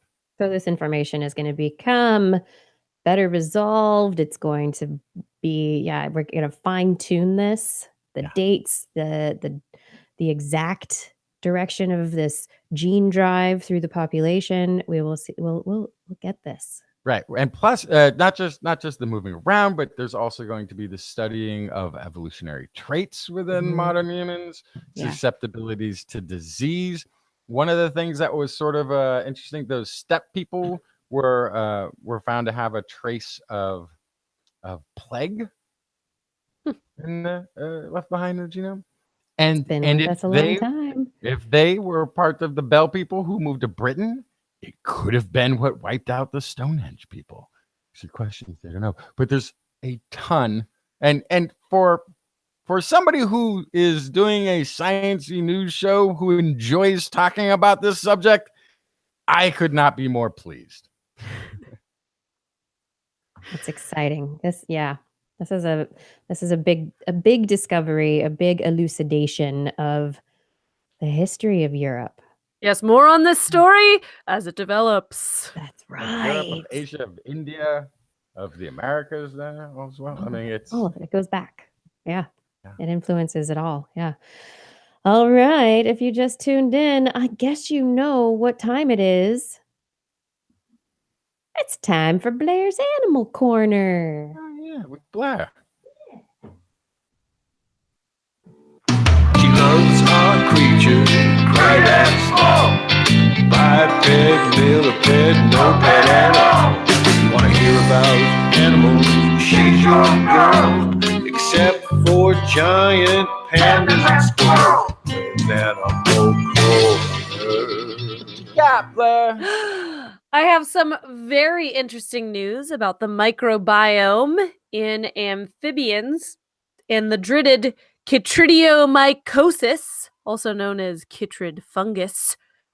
Chytrid fungus, we've talked a little bit about it on the show before, but it's this very weird disease that shows up in amphibians. It's caused by the fungus Batrachochytrium dendrobatitis. And what it does is they don't completely understand the mechanism, but it affects tadpoles by messing up their jaw and the keratin development in their jaw so that they can't eat or they have growth development issues. And in full-grown frogs and toads, it causes their skin to become kind of opaque and flaky, and they have trouble getting nutrients and oxygen through their skin because amphibians breathe through their skin, right? So it causes them essentially to suffocate because they can't get oxygen through their porous skin. So, knowing all of that, we've known about this for decades, and entire amphibian populations have completely collapsed as a result of this fungus. What's more, climate change and also people like not wiping their shoes off when they move from one place and then hike around another place, all this kind of stuff, human impacts have caused chytrid fungus to expand exponentially around the globe, but mostly we see it in the United States and really a lot along the west coast of the United States. So, knowing all of that, there's all these ongoing studies with chytrid trying to figure out if it's genetic based, if there are certain genetic strains of animals that are immune to chytrid fungus, if you can inoculate frogs and toads against chytrid fungus when they're younger, if you can give them like a teeny tiny little bit of chytrid fungus and then their immune system builds up something to fight it. There's all these different strains of research looking at how to fight chytridiomycosis. But this new study from Imperial College of London has found that bacterial communities on frogs and toads' skin might actually play a role in this system. Hmm. Yes. So they found that the bacteria living on amphibian skin potentially can actually protect them from a chytrid infection. So they collected data from midwife toads in the French and Spanish Pyrenees, and they looked at why certain populations had a resistance to the chytrid fungus while others had catastrophic declines in their populations. And they found that severe chytrid declines all possessed very similar microbial communities, which were distinct from those in populations who were not as affected. They also found that skin microbial communities were not in any way related to genetic variants of the pathogen of the chytrid fungus or genetic variants in the frogs or toads. Let me guess. They live in water in a moist environment. It has to do with the environment where they There live. you go. Yes. So it's kind of a short study. They don't know a lot yet. Their next step is to figure out exactly what these microbial populations look like, what is lacking from one population to another, what might be helping to fight the chytrid fungus. There's lots to look at, but this is a huge development in the research of chytrid fungus. And I'm really excited to see what happens next in amphibian research and amphibian conservation in light of this new information.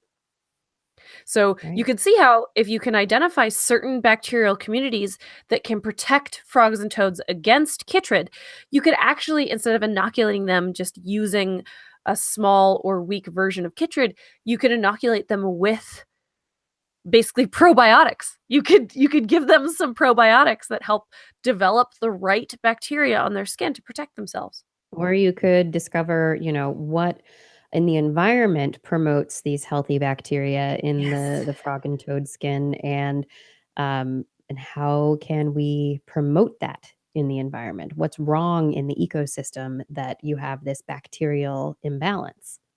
Absolutely. Yeah. So not only, short term, you could try to inoculate individuals or populations, but long term, yes, making sure that the habitat health promotes the growth of the right bacteria. Absolutely. Yeah, probiotics for rivers and streams and lakes, yo. Yeah, there you go.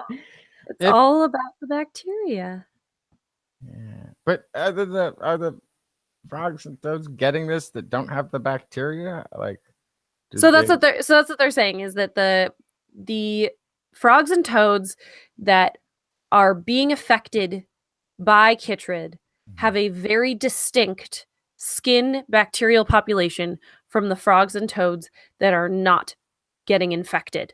So next stop is to isolate what the difference is, do some experiments in a lab where they change the bacterial population on an animal's skin and then see if they still get chytrid. So there's lots of steps, but now there's a very clear path. When before, conservation scientists were kind of just like leaves or feathers in the wind, just kind of like, maybe it's a virus, maybe it's genes, maybe it's inbreed, maybe it's water temperature. Like there was just nobody had any idea. And this could break open the potential to save frog and toad species, which is phenomenal. It's great news. Yeah, but at what cost? What? Not financial cost. But no, I mean, this bacteria, it's in this one environment where these one frogs, they're finding a benefit from it. But, it doesn't No, but this is okay. So this is in Spain and the French Pyrenees. So these were it wasn't in one pond. They found this one bacterial community. It was across all of these communities. There were little ponds that were getting it, and there were little ponds that weren't. So yes, that's definitely a part of the research too, is to figure out if introducing this bacteria into an area has other deleterious effects. But chances are, if it's already naturally occurring, it's not likely to. And especially because amphibians weren't getting chytrid, on the level that they are currently. So that might be, I don't know, because of antibiotics we're releasing into the water table. Who knows? So it could really blow open this whole story. Moving on to a little bit of a lighter story in Blair's Animal Corner. I remember a couple years ago, I heard an episode, not to plug another podcast on our show, but I heard an episode of Radiolab about snapping shrimp. Have you heard of snapping shrimp? Yes. I had not. And I'm going to see if this works. But I have, snap, crackle, pop. It sounds like they've got castanets. Snapping shrimp. They are amazing little creatures that are super duper loud. When enough shrimp snap at one time, they can be louder than a passenger jet flying overhead. Mm-hmm. But previously, here, snapping shrimp. Shh. Quiet now. It's time to talk. Previously, we thought snapping shrimps were only found in shallow subtropical waters. But now, a recent study has found them off of the coast of Oregon. Yes. Yes. So Wait, that's not good. Well, so Yeah, we are don't they know. supposed to be there? We actually don't know. This is a great question. So they were doing a research with a hydrophone, which is basically just a microphone that you throw underwater. And in 2016, they put this hydrophone underwater to try to figure out what sounds were happening off the Oregon coast. And they started hearing this snap, crackle, pop. And so Oregon State University's Cooperative Institute for Marine Resource Studies and NOAA's Pacific Marine Environmental Laboratory in Newport, Oregon, went to figure out what was happening with these snapping shrimp. This is the very first time that they've seen snapping shrimp in cold waters, in waters away from tropic or subtropical regions. And they actually don't know if this is new or not. So step one, we don't know if they're moving because of climate change, if currents are changing, whatever. They could have been there all along. People have not been sinking hydrophones underwater for that long, so we don't really have a good baseline of trying to figure out if snapping shrimp are found in Oregon. But where this gets more complicated is that they found eastern Pacific gray whales foraged almost always in their study period when snapping shrimp were sounding, where they were sounding. But gray whales don't eat them. They don't eat snapping shrimp. So the sound... But they probably eat the plankton that maybe the shrimp also eat. Right. So whales, gray whales are interesting because they forage all day long. So they forage in the dark. And whales are very acoustically attuned animals, as we know. So it would make sense, right? If the whales were hearing the snapping and hearing it like a dinner bell and coming out to where the snapping was to find their food. We don't have any proof of this yet. This is purely correlative. But if this is the case, so first of all, there's the question of whether the snapping shrimp have always been there. And if they have gray whales always been following snapping shrimp sounds? And are snapping shrimp and gray whales somehow connected in the coastal soundscape? Then there's the question of if they're new. If snapping shrimp are new to the Oregon coast and they are affecting gray whale behavior, this is extremely important to know. So this could be a whole new type of sound pollution as a result of an animal moving due to changes in coastal habitats.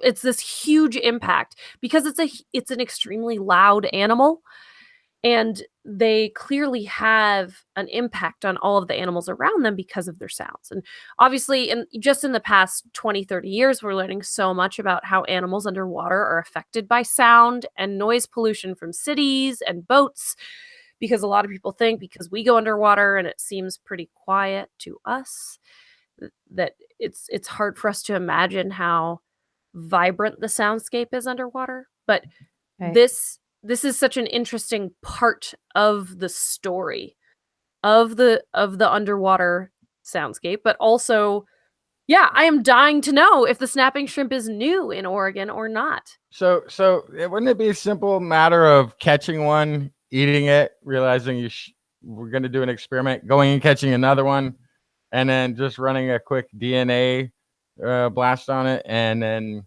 That would be seeing one way if to it's do it, compared is- to any of the other shrimp around Right. the world. Is to catch a subtropical snapping shrimp and catch a snapping shrimp up by Oregon and see how similar they are. And then catch snapping shrimp from one subtropical region and catching a snapping shrimp from another subtropical region and seeing how similar they are. And if see they this are came equally across on a ship, dissimilar, or if this was, yeah. then they've been there a while. If the snapping shrimp in Oregon are very similar to one type but not another, then it would lead to make sense that maybe they've migrated there recently. So there's definitely work that can be But done based on unfortunately, these findings. Oregon has no shrimp fishermen. Well, I think they'll find a researcher that's good at catching shrimp, I'm sure. Yeah, but I think beyond this, thinking about the correlation to the gray whales, these baleen species that are usually, they're not normally found in these subtropical waters for feeding, as far as I'm aware. They're usually kind of more the higher latitudes, more not Arctic necessarily, but not in the warmer waters. They're usually finding the plankton in the cooler waters, cooler, deeper waters. And so I would wonder if the correlation turns out to be true, then you would think that the shrimp have been here longer. Right. Absolutely. Because otherwise, why would they respond to this snapping sound? Yeah. Yeah, curiosity. What is that? Do you have castanets? You gotta check it out once, and it. Their party over there. I hear the snapping. Yeah. Maybe there is poetry happening. Yeah, absolutely. Whales do love poetry. Some snap, crackle, pop. And now we will speak of science in the poetic manner.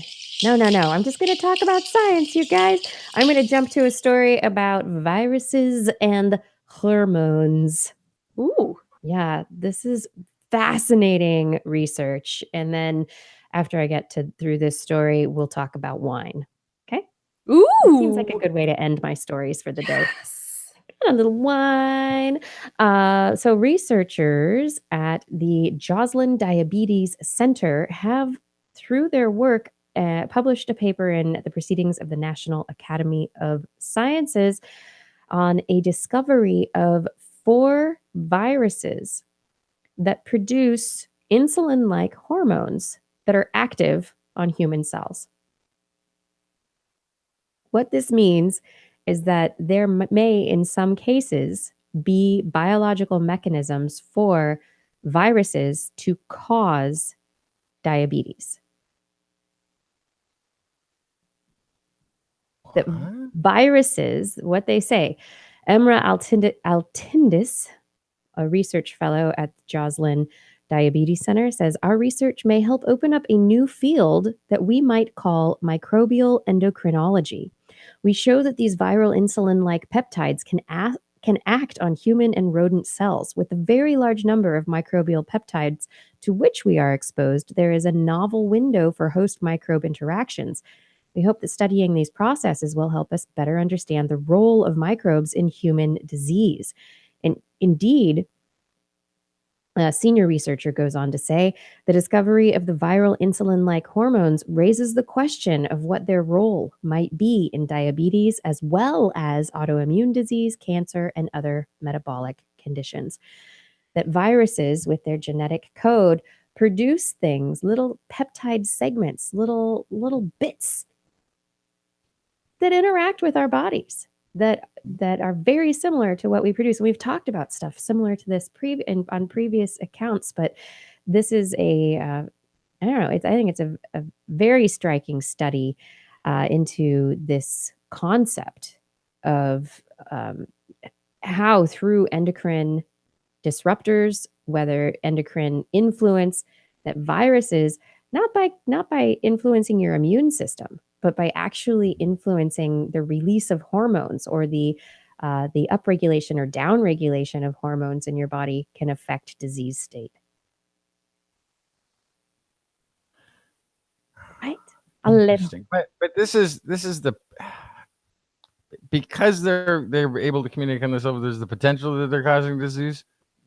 There's a potential. This is not proof. This is not cause. Right. They found They have the their- right shape. They have the right ability to make it happen. Yes. So these viruses, they do know that the viruses infect fish and amphibians. They're not known to infect humans. It's possible that humans get exposed to these viruses by eating fish, but nobody has ever looked to see whether or not these viruses infect, in this kind of situation, human cells or get absorbed through the gut lining. And so but the big thing here is that this is showing that viruses produce human-like hormones, and that they're, with all the viruses that we are exposed to that infect us, if just a small number of them have hormone-like qualities, Right. then this So- could influence a lot of things in our bodies. Right. And Good and bad. I say disease because that's the direction of this study, but it could also be beneficial. no, I mean that's where I was going with that. It's like because we know that these viruses are absorbed and moved about by the gut lining, intentionally pushing viruses into our body, probably doing so for a reason. It's probably useful somewhere, and it may be that as we're all down this far down the path of the microbiome, the microviral rome, right? Need some work on the wordage.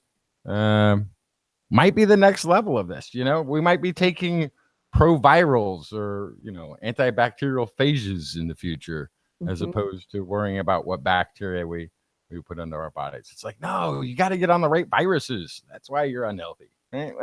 Yeah, that's right.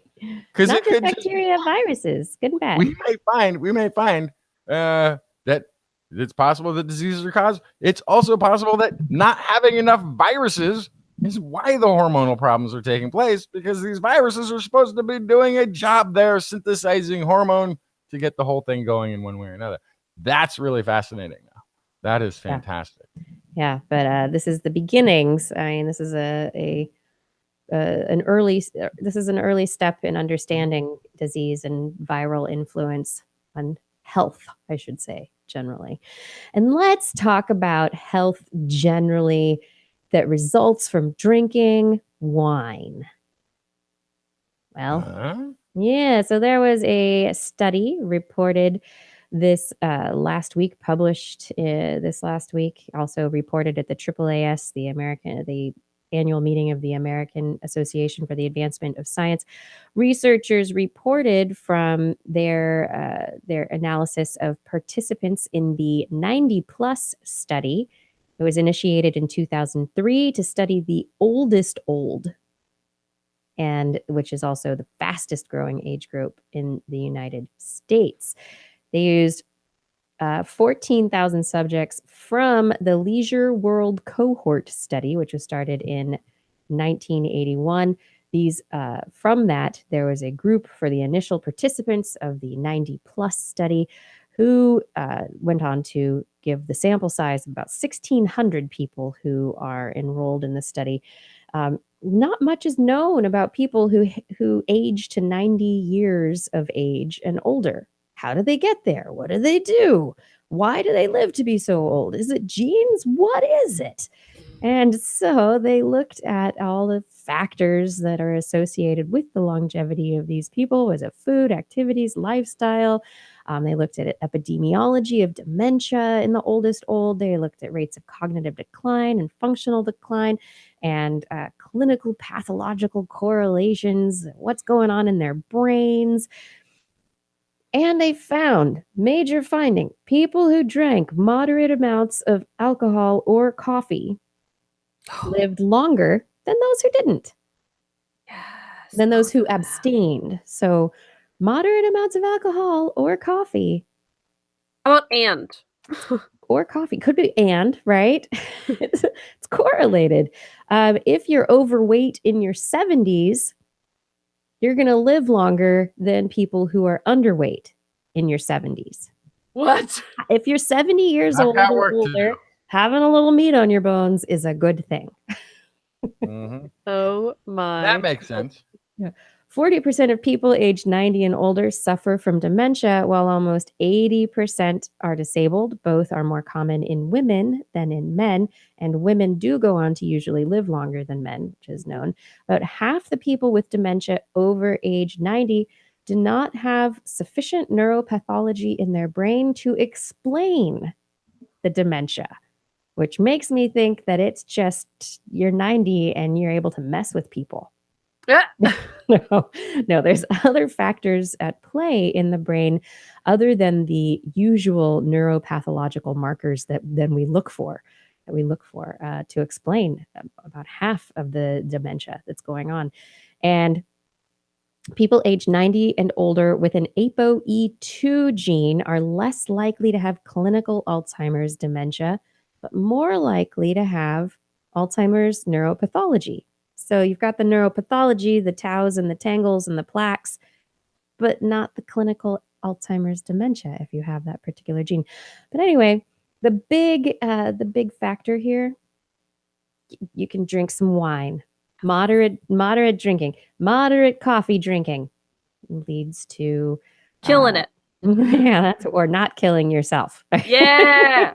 Leads to longevity, or it's I'm gonna live correlated. forever. I'm gonna live. That's right. Moderate though. So here's some other good news about drinking wine. Drinking wine, the factors, lots of polyphenols and other factors that components of red wine lead to health, they think now, because they inhibit the ability of oral bacterial pathogens to adhere to the fibroblasts, to adhere to your teeth and to your gums.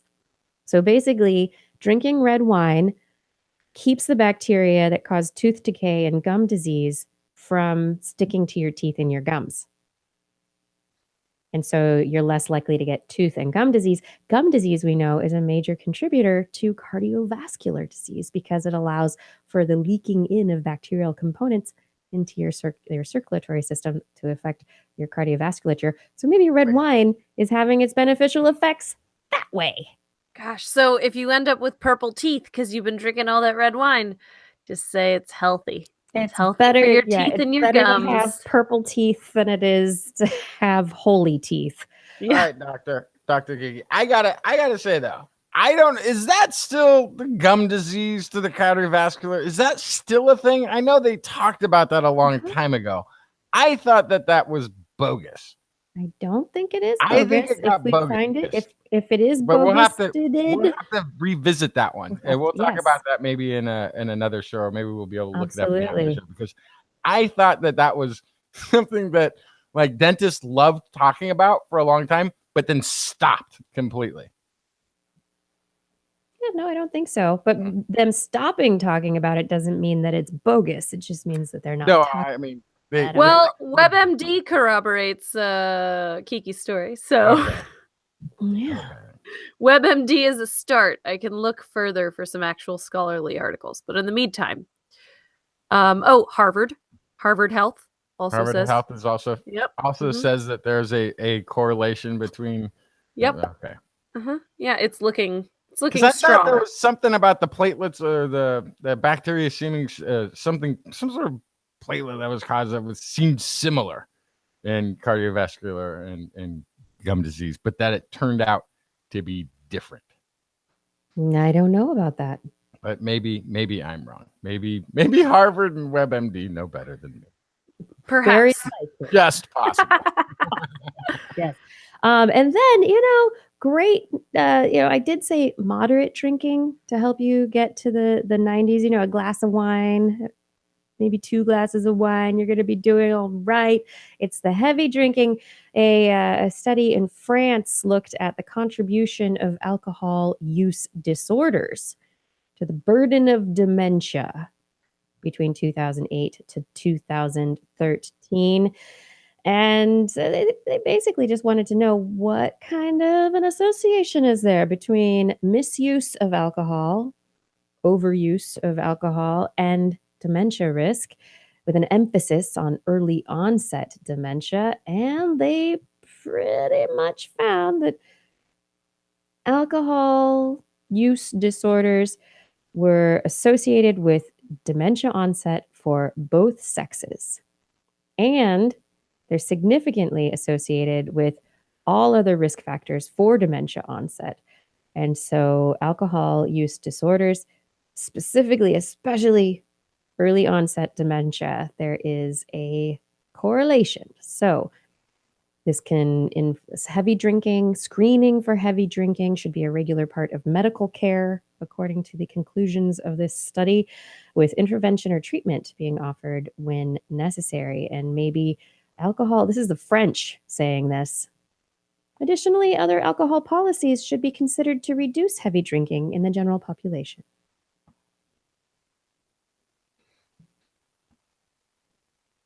So, Everything in moderation. Everything in moderation. Exactly. Everything and anything in moderation. Yes. Yeah, don't overdo it. That could lead to some early onset dementia. Maybe that's what explains the nonagenarians' dementia. They got there by drinking maybe a little too much. We'll see.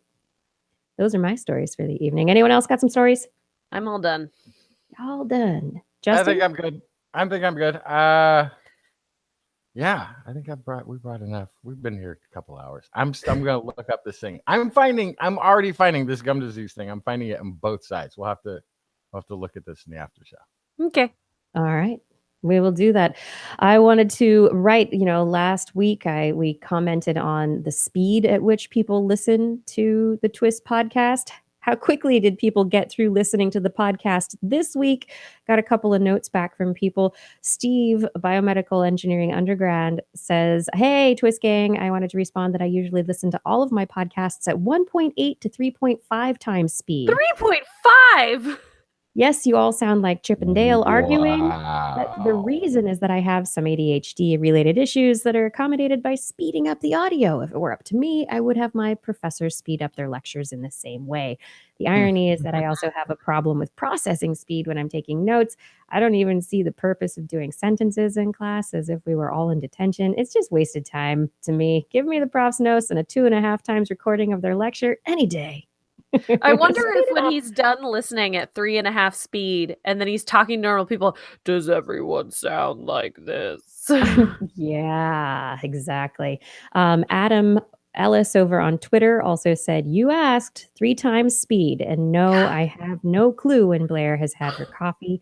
I can handle many conversational podcasts at this speed. Some, though, I do have to run slower than that." It's interesting to know how people listen. So thanks, you guys, Steve and Adam, for writing in and letting us know how you listen to TWIS. I would love, now that we've gotten to the end of the show, to thank everyone for listening. Thank you so much. Thank you to our chat rooms. Thank you to those of you in our web chat. Thank you to those of you over on Facebook, over on YouTube right now for watching us and for chatting along with the show. I appreciate you being here.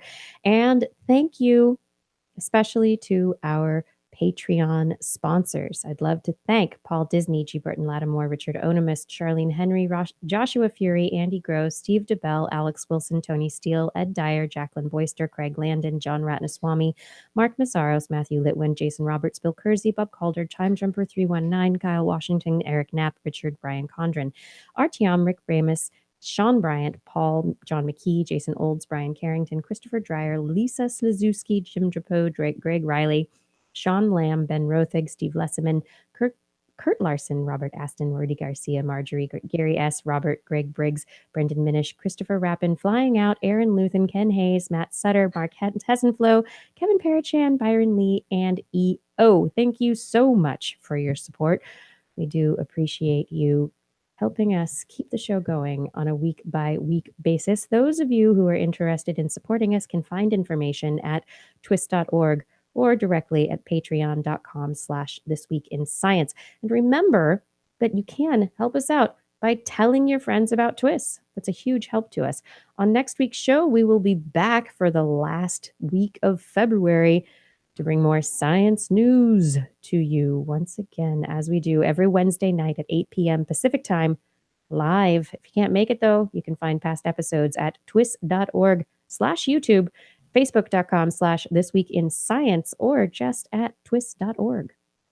Thank you for enjoying the show. TWIS is also available as a podcast. Just Google This Week in Science in your iTunes directory, or if you have a mobile type device, you can look for TWIS, the number 4 droid app in the Android marketplace, or simply This Week in Science in anything Apple marketplacey.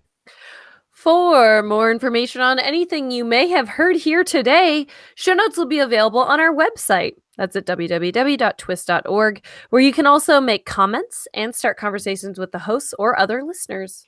Or you can contact us directly. Email Kirsten at thisweekinscience.com, Justin at twistminion@gmail.com, or Blair at blairbaz@twis.org. Just be sure to put TWIS, TWIS on the subject line, or your email will be spam filtered into oblivion. You can also hit us up on the Twitter, where we are at TWIS Science, at Dr. Kiki, at Jacksonfly, and at Blair's Menagerie.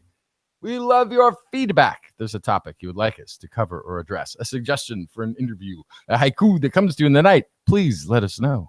We'll be back here next week, and we hope you'll join us again for more great science news. And if you've learned anything from the show, remember, It's all in your head.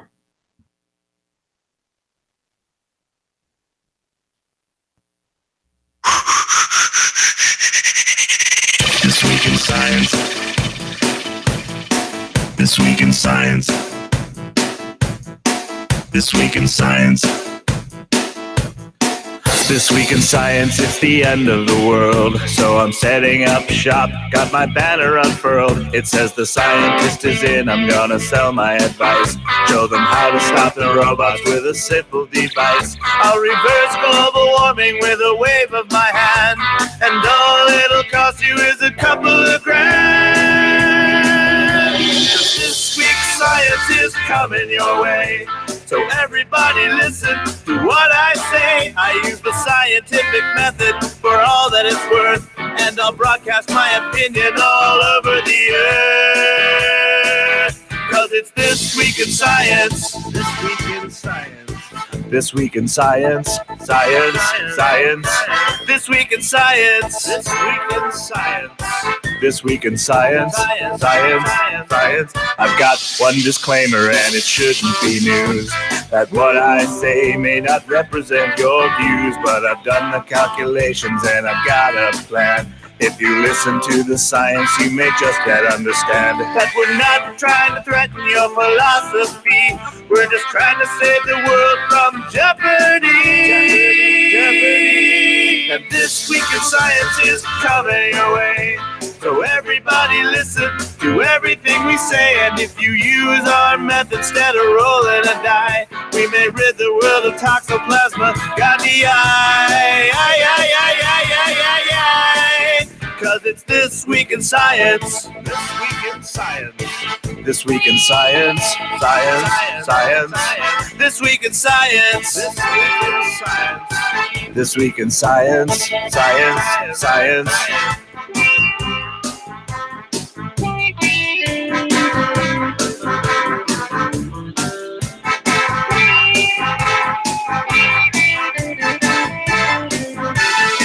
I've got a laundry list of items I want to address.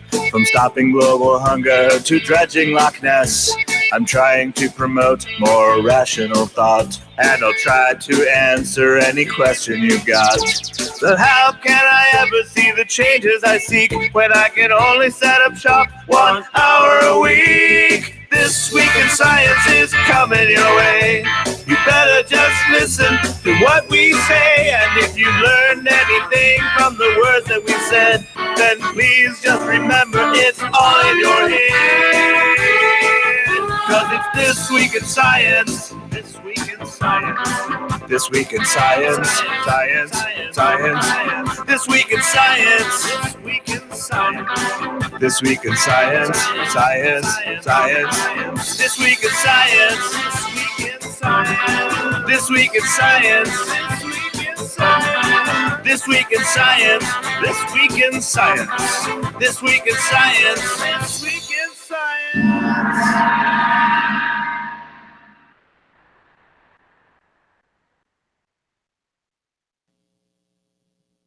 Yo. Hello, hello, hello. I am now alone. It's the end of the show. The end of the show, the end of the show. Away we go, away we go. They went away. Nope, Blair's back. There she is. She's muted, but she's back. Why? I'm here. So my mic has been deciding to give me a 60 hertz hum off and on through the show today. It was there and then it stopped. I couldn't hear it. Well, that's good, but it's annoying the heck out of me. Man. Then we had the Heard that echo earlier. Darn echo. I'm thinking about it, and I think Ryan must have had a window open Yeah. and it was playing back. Yep. That would make sense. Damn it. But why would it be going out over the speakers and not into his earplugs and the ugh. Yeah, because why would it start only after we started the show? It would do that because I've You been had a doing window this open. so long. I should know this by now. I thought it was maybe the fact that, like, I don't know. I feel like some people's headphones, they're really loud and their headphone sound gets picked up by their microphone. That might have been it, but I mean, he had earbuds, right, in his ears? Yeah, but that's why I was thinking that maybe it was present part of the time, but then if we were talking for a long time, it kind of went away because maybe the microphone wasn't listening for his voice at that moment, and so it wasn't as sensitive. I don't know. I'm not an audio-visual person, but it felt like it somehow was correlated with him speaking in a weird way. Yes, I agree. So Let's see. Yeah, Growly Bear. You said check my grounding cable. Well, I did. I just checked my cables and I messed with some cables and the hum went away. Yeah, it's a cable issue. I need to fix my cables right there. Okay, tote bag. Who's asking about the tote bag? Hot Rod. Yes, the tote bag is a grocery tote. This bag is versatile, trendy, and durable. It's cotton twill, which is canvas. And that would mean it is machine washable. Yes. there we go. Yeah. Canvas and washable. I would encourage hang dry though. I would not Yeah, with the tumble dry. printing, probably hand dry. Yeah, hang Yeah. dry. Hang dry. Hang dry. Yeah. Okay. I'm ready for my rebuttal. Ish. Oh, okay. You've found done all your something to research. support me. Okay. Okay. Well, like, so what's funny is that Here's you the- Google gum disease, heart disease, and you get a whole bunch of, let's see, where did it go? Colgate.com, Yeah, I Dentistry saw one of IQ. those. Yeah. Perio.org, Yeah. and there's WebMD. That's why I did not cite those on Right, the so you were- air. right. You did good selection. So I think my version of this, as I think I probably heard this story. This is way back in 2012. Now muffled. A study by the American Heart Association, or in their journal Circulation.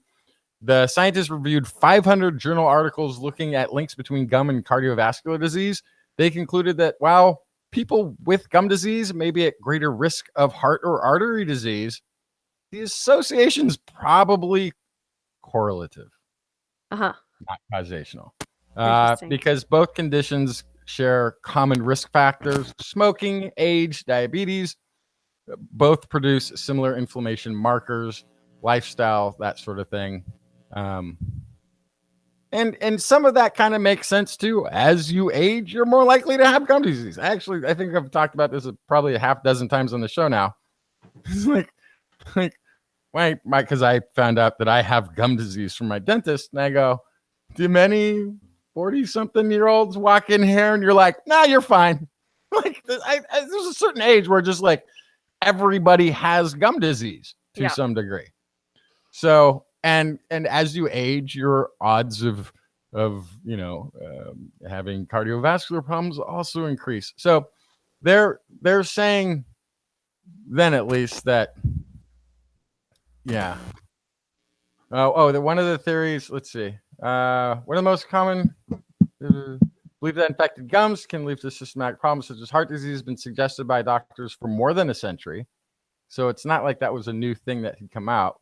Mouth bacteria are known to enter the bloodstream during dental procedures while brushing your teeth. There's been theories that have been suggested to explain the association is that from mouth bacteria attached to fatty deposits in arteries and trigger blood clots. Another that they're a source of inflammation, which leads to thickening of artery walls. But the experts writing Circulation said statements like that imply cause and effect relationship between gum and heart and artery disease were unwarranted. Yeah. Interesting. And AARP apparently came out with a thing saying they, with their, I guess, in-house panel of American Heart Association experts, said, nah, not a thing. So it's there's definitely a correlation, but we don't yet know if there's any sort of causation whatsoever. Yeah, you have all these overlapping risk factors and age, and yes. Oh, and I have to point out, Panoramic in the audience. We do have a gal in the chat room, and her daughter counts 2, so that would be 2. And over on Facebook, we have someone over on Facebook, Maureen. Maureen, thank you, Maureen, for representing. So okay, but I think the point is still. I think that point still stands, and I think that's that's sad. I think that's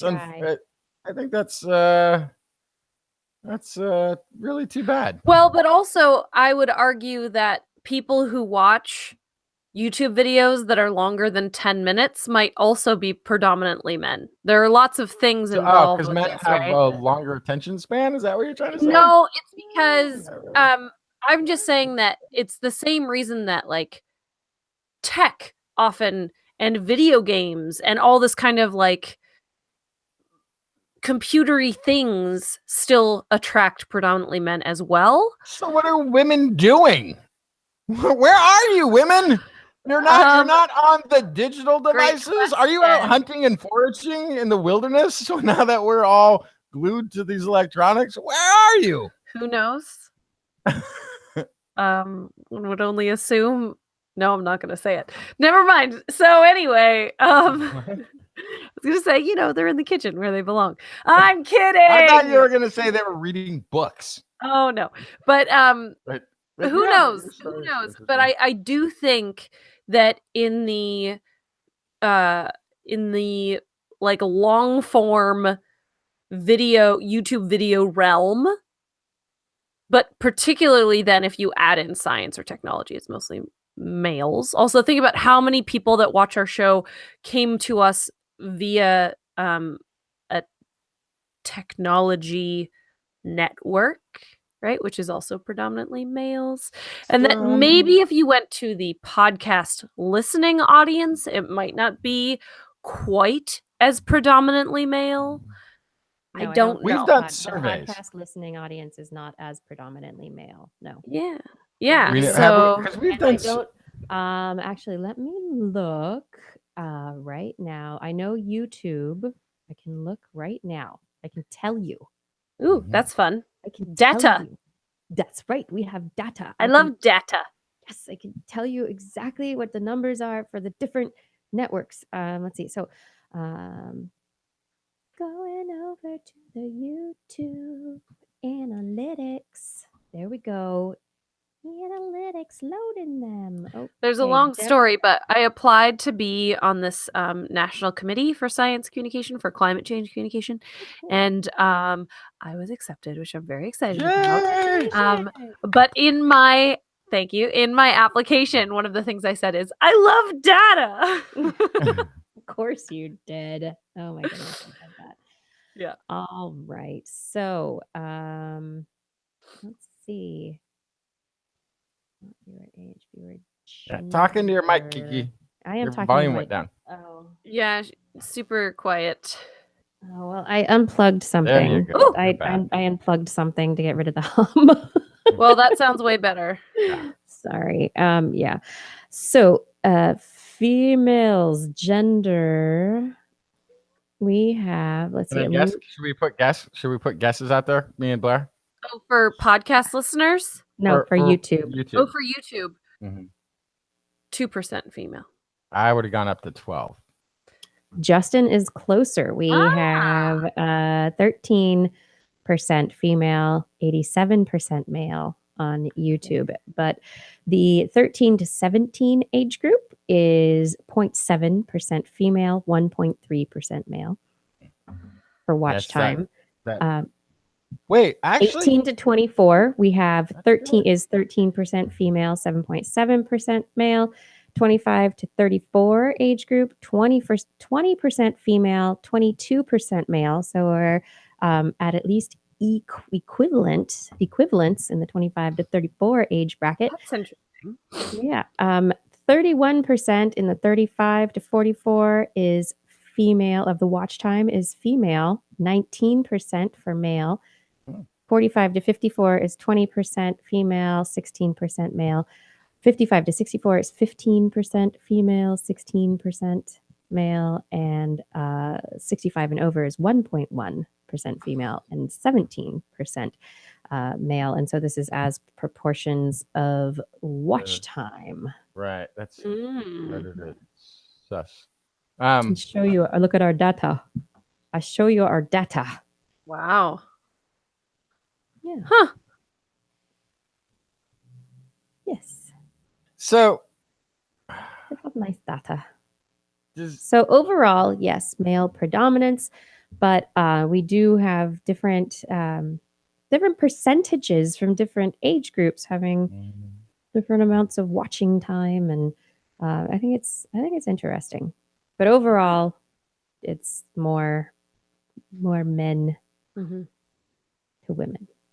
And then I'd be interested to see the iTunes data for listening. Yeah, so iTunes has just started doing analytics, and I might be able to get that's something exciting. demographic from that. I'm working on trying to figure that all out. So That's great. yeah, that'll be Neat. something eventually. And then let's see, Facebook. We will find of the data. Where the heck is my page? There you are. You don't get to see my personal Facebook stuff on the screen sharing. Sorry, folks. Insights. Let's see. What do the insights tell us about demographics? Let's see. Where would I look for that? La la la la. Not followers, because that'll just be followers. People. Yeah. Okay. So our fans on Facebook, 31% are women, 67% are men. I can share the window with you guys. wait. What percent's women? 31% are women on 31. Facebook. 67% are men. And the other 2%? Decline to state, probably. Probably. Yeah. Majority of our fans are on Facebook are from the United States, but we have a big following in Canada, the UK, Australia. Hey, Australia! India, Mexico. Many countries around the world. Yes. That's neat. Data's cool. Hmm. It's I neat. love data. Okay, stop the screen sharing. Yeah. Yeah, to find out.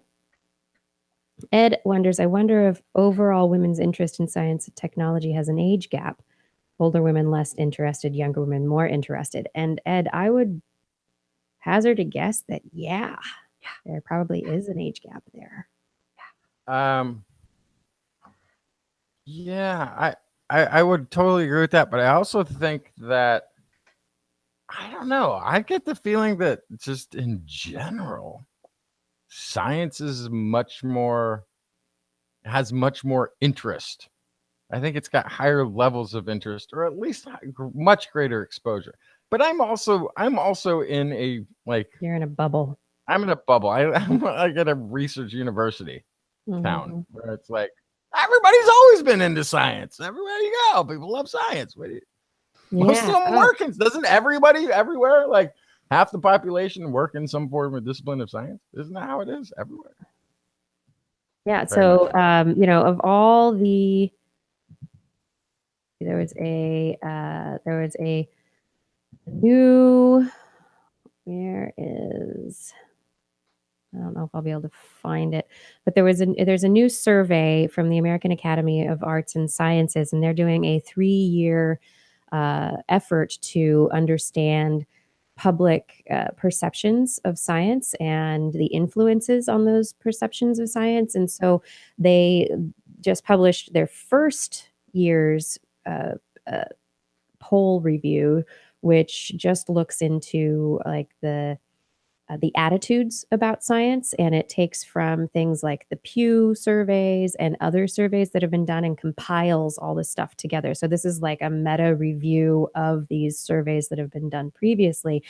And what they are saying from their survey is that while public attitudes about science are generally positive and continue to be positive, overall media coverage, if you talk about media, the industry of media, science coverage is going down in the media. Science departments, as media outlets disappear in the outside world, science departments are going the way of the dodo bird, and there's less and less science writing that's happening. However, that wasn't taking into account this huge increase in online and stuff like, I'm finding so much amazing science writing at places like The Atlantic, Ars Technica, Gizmodo, BuzzFeed even, like these places, Slate, there's Vox, Stat News, The Verge. And there are new places opening up online all the time, and these writers are putting out amazing material, and that's the bubble that we're in, is this online consumption of science news and finding science news all the time. But generally, for the general American public, the exposure to science is less than it has been, unless of course it has to do with a controversial topic that has public policy implications or ramifications. I wonder though, so it's kind of it's kind of a double-edged sword, because by having science writings in places that are not just science journals, like BuzzFeed, like places that people go just to scroll through, you are potentially reaching people that are not normally searching for science. However, I wonder if it makes it much harder to be a skeptic and figure out what is a reputable source. Because how do you know that that science writer or that writer who writes for an online magazine or a blog is interpreting the information from a press release properly? I saw an article, I think it was shared to the TWIS Science Facebook page, or maybe the Twitter account. It was today or yesterday. And it was about a science writer taking a scientist's words, a researcher's words, completely out of context for a weird headline. Oh yeah, wasn't that it was a comic strip thing, wasn't it? Yeah, it was funny. Let me see if I Which can that's what find it. happens is if you get rid of the science desk, you get rid of the reporter who understands how to interpret the science and what the scientists are saying, then you have a general beat reporter who's suddenly going in and interviewing and using their normal skills of journalistic skills, which are probably very good, Mhm. but not necessarily properly honed for interpreting the science for people, and so you end up with false equivalencies being reported and leading to problems that we've seen, you know, where people are have been reporting, doubt on climate change for years when really, and it gives this appearance of doubt to the public Mhm. because every article has to be fair and balanced, right? It's like, well, Right. okay, you found one person who doesn't agree, but they're the minority, and you should say that they really are the minority in the article. If you can give them, give them article space, give them words and page space, but point out that they are in the minority of the interpreting the science in this particular way, or don't do it at all. Yeah. So Yeah, well, it's kind of like that thing that Stephen Colbert did where he said, "Okay, if I'm going to give a representative account for the debate of climate change, I will bring in 3 climate denying or, skeptical climate scientists, and then I will bring out 97 Mhm. scientists Uh, who." but those 3 that they found were never scientists. They were Right. mineral geologists. Right. We'll also remember that all of the studies that that disprove climate change were not replicable. So also remembering that is an important thing. I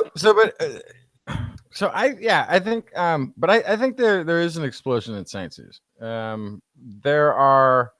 There's that curiosity stream right now, which has got a lot of history involved with it and a decent amount of science topics in there. But I'm thinking more along the lines of access to education on these subjects online. You can take online. There's some Coursera, which I just discovered a little while back. I took a chemistry class. I took some lab technique skills. I did like a whole bunch of courses in there. But you can kind of just YouTube search and Google anything you want into the YouTubes, and you'll find it. As a few of you know, I took a lab job recently, so I spent an evening watching videos about pipetting techniques. Yes. Like, Go get carpal tunnel. oh yeah, but like you can learn, like I've had to go back because like I was saying, I'm terrible with the chemistry. It's like I just don't get an atom, and then they're like, and now we're gonna draw a diagram that makes no sense, and that's chemistry. I'm like, I missed everything in between. It's not in my head. So I'm back in Coursera, and I'm taking the basic intro chemistry courses. So I think access to science knowledge is greater than it's ever been. It's all at your fingertips. It's all there on the, and I've watched all there's Walter Lewin's lectures from MIT, all his physics lectures. He's like the most wonderful instructor that you could possibly hope to be sitting in his class. And there it is. You can take all of his classes on iTunes, right? So I think we have terrific access to it. I think there's channels and shows and things that are out there. Unfortunately, yeah, when you're talking about a mainstream media where somebody just clicks on a channel and they're going to get presented with a short info thingy about science, I would gladly get rid of all of that tomorrow for what we already have today. Wait, that's sort of going to be a weird thing to say. But I much prefer, I'm less interested than, that that the chances we're going to lose somebody who's going to come across this science article in their newspaper, or that they're going to, the Nova special came on, which I know has inspired many, many people, those sorts of things.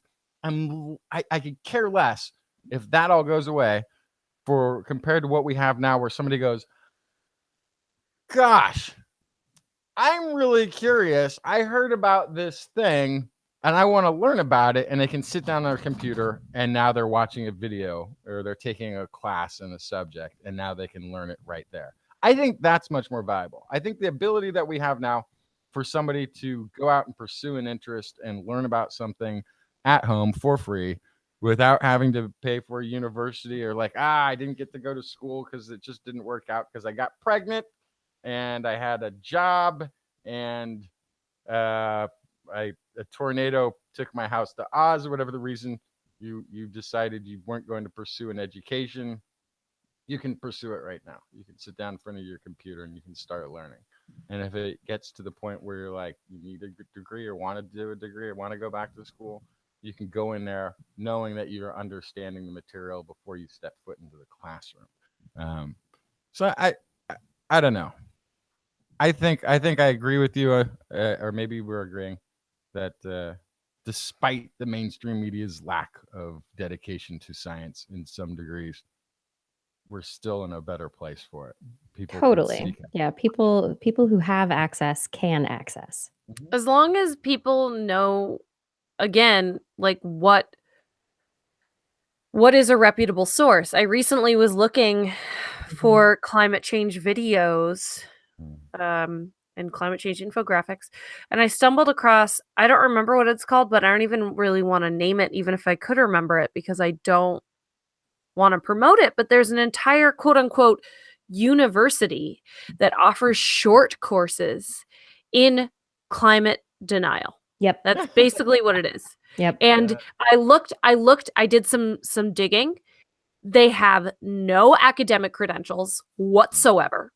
The scientists and professors are not any of those things in the videos, and they are in fact funded by oil companies. So this is something that you can say, oh, I want to take this 20-minute or 2-hour short course in climate science, and you can find yourself being shoveled literal garbage. Like, there's unless you know better, unless you know better. Yeah. And you're like, I just want to learn. Which is it is, in my opinion, the biggest fear and the biggest concern that I have for the huge amount of information at our fingertips. And this is something, that's why I've talked about this on the show before, how with my teen volunteers, I always ask them, what is a reputable source? And it is really hard for them to be able to put it into words. And I have to teach them how to find the about page on a website and find who runs the website and where they get information, how to look up sources. And it's something that unfortunately takes a lot more work than clicking on something and just ingesting the material. You have to do all this extra background work because it is so easy to find pretty much anything on the internet. Right. So there's a tremendous democratizing of information, and there's a tremendous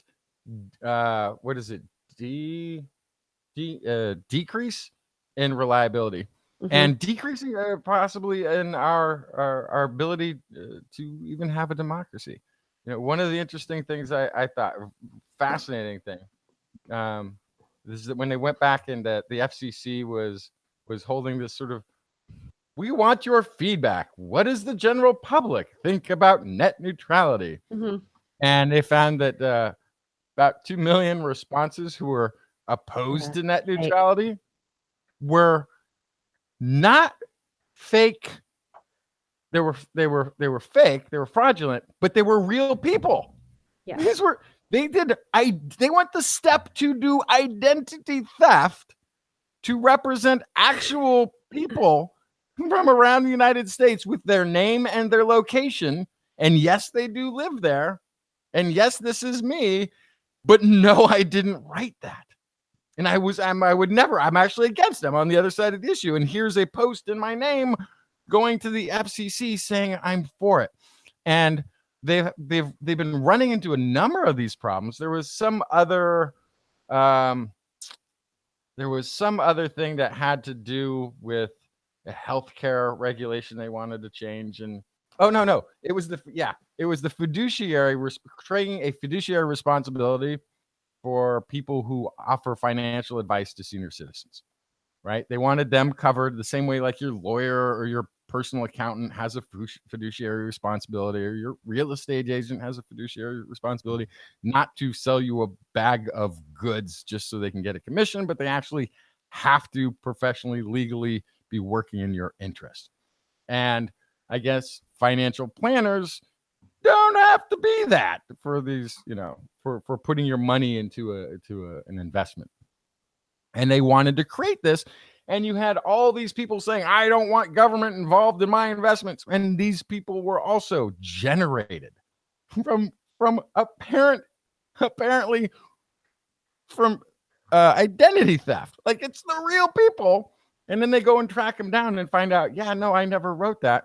And some of it was clues, I guess, like a lot of, you get 100,000 response from one little town with a population of 800 because it ran through their server and bounced to the reporting agent. Things like this, right? Were some of the clues where they're like, oh gosh, there's an awful lot of people from one specific area and that are all up in arms about this. And there's more responses than we have people. So there is a really frightening age that we're going into where not only can we maybe not trust the sources of information for like what you're describing, like who is this presenting me with this scientific view? Are they even a scientist? Because I'm not in a university setting where this has been vetted. Our own government institutions can't tell if the feedback that they're getting is from actual people. Because if they look and check their records, it might match a name in a town if they did that level. But they went to the point of identity theft. So how do you know? Yeah. Ridiculous. Yeah, I just posted a link in the chat room for an article that a friend posted on social media. Speaking of sources, it's a BuzzFeed News article related about it's about a researcher. His name's Aviv Ovadia, and his fears about the internet and what the world of information is becoming, and his predictions of what may happen. It's a fascinating, if not dystopian read, but I recommend it for those of you who are interested. It's the science fiction that's not really the science fiction. It's the real possibility. Yes. So lately, I've been reading Harry Potter to my my 6-year-old son, and as a result, I've got all these different voices. Harry Potter. Harry Potter. Harry. That's fantastic. I can I love it. Harry, why would you do that? Harry. Oh, Harry. Harry. No, you shouldn't be that way, Harry Potter. Harry Potter, you've got a few things you need going down there. You've got to get your wand. Oh, did you lose your wand from your pocket? How'd you do that now? You Dean Thomas right now? Yeah. Wow. I'm working on it. That's great. Put a little Irish link in accent it is for not ya. one I can master at all. I think I can do the Cockney accent only because I watched My Fair Lady about 100 times as a child. My daughter's. I love accents. They're so this fun. one Elsa and Anna book, Oh, yeah? Mhm. but I always pronounce it Anna.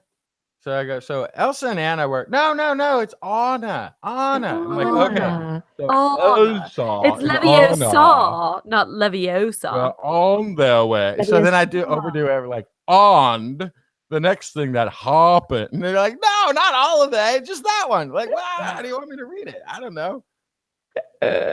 It's funny though, because Kai he's gotten used to me reading in these different voices. And when I mess up on a voice or don't do a particular voice, he stops me. He goes, no, Mom, no, you didn't do it in the right voice. That's not the right voice. That's not the right You're voice, doing a Mom. retake. Like, You're doing a retake right now. Yeah, I have fun. Hermione, I have to talk like this. I got a big smile on my face when I do Hermione. Oh. I'm Hermione. I've got a big smile. And then for Fred and George, they've got a much more forward sound to the voice. I've got these boys who are speaking forward like that. And when I do Ron's got a bit more of a choppy sound in his voice. And Harry's just got a normal kind of, yeah, I live with the Dursleys and they kind of suck. Oh my goodness. That's great. What book are you still on Azkaban or are you on to the next one? We are on to the next one. Goblet of Fire. Goblet of Fire. Huge book. Unnecessarily long. I feel like that one does not need to be as long as it is. Sorry, JK. Love your work. That one, too long. Yeah, we're having fun though. Kai loves it. I'm excited he likes it. We have our nightly reading. That's great. I love it. Get him into the reading. Young. So good. Yes. Imaginations. Young. And then next I'll get him starting on his accents. No. Yes. Yeah. You guys, it's almost 11 o'clock. I don't know if I have a fever still. Oh man. I don't Yeah, go think to I have a bed. fever. I need to go to bed. Yeah, I'm going to be speaking in tongues pretty soon. Oh, no. I might go to sleep. I might speak in accents. Now I'm going to speak in tongues.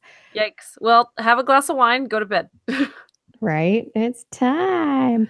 Did you know I haven't had a drink? I had one drink last weekend, and it's the first drink I had in over 3 months. What? Yeah. I was like, Yikes. let's do this. How do you cope with normal life? Yes. I drink a lot of tea now. Oh boy.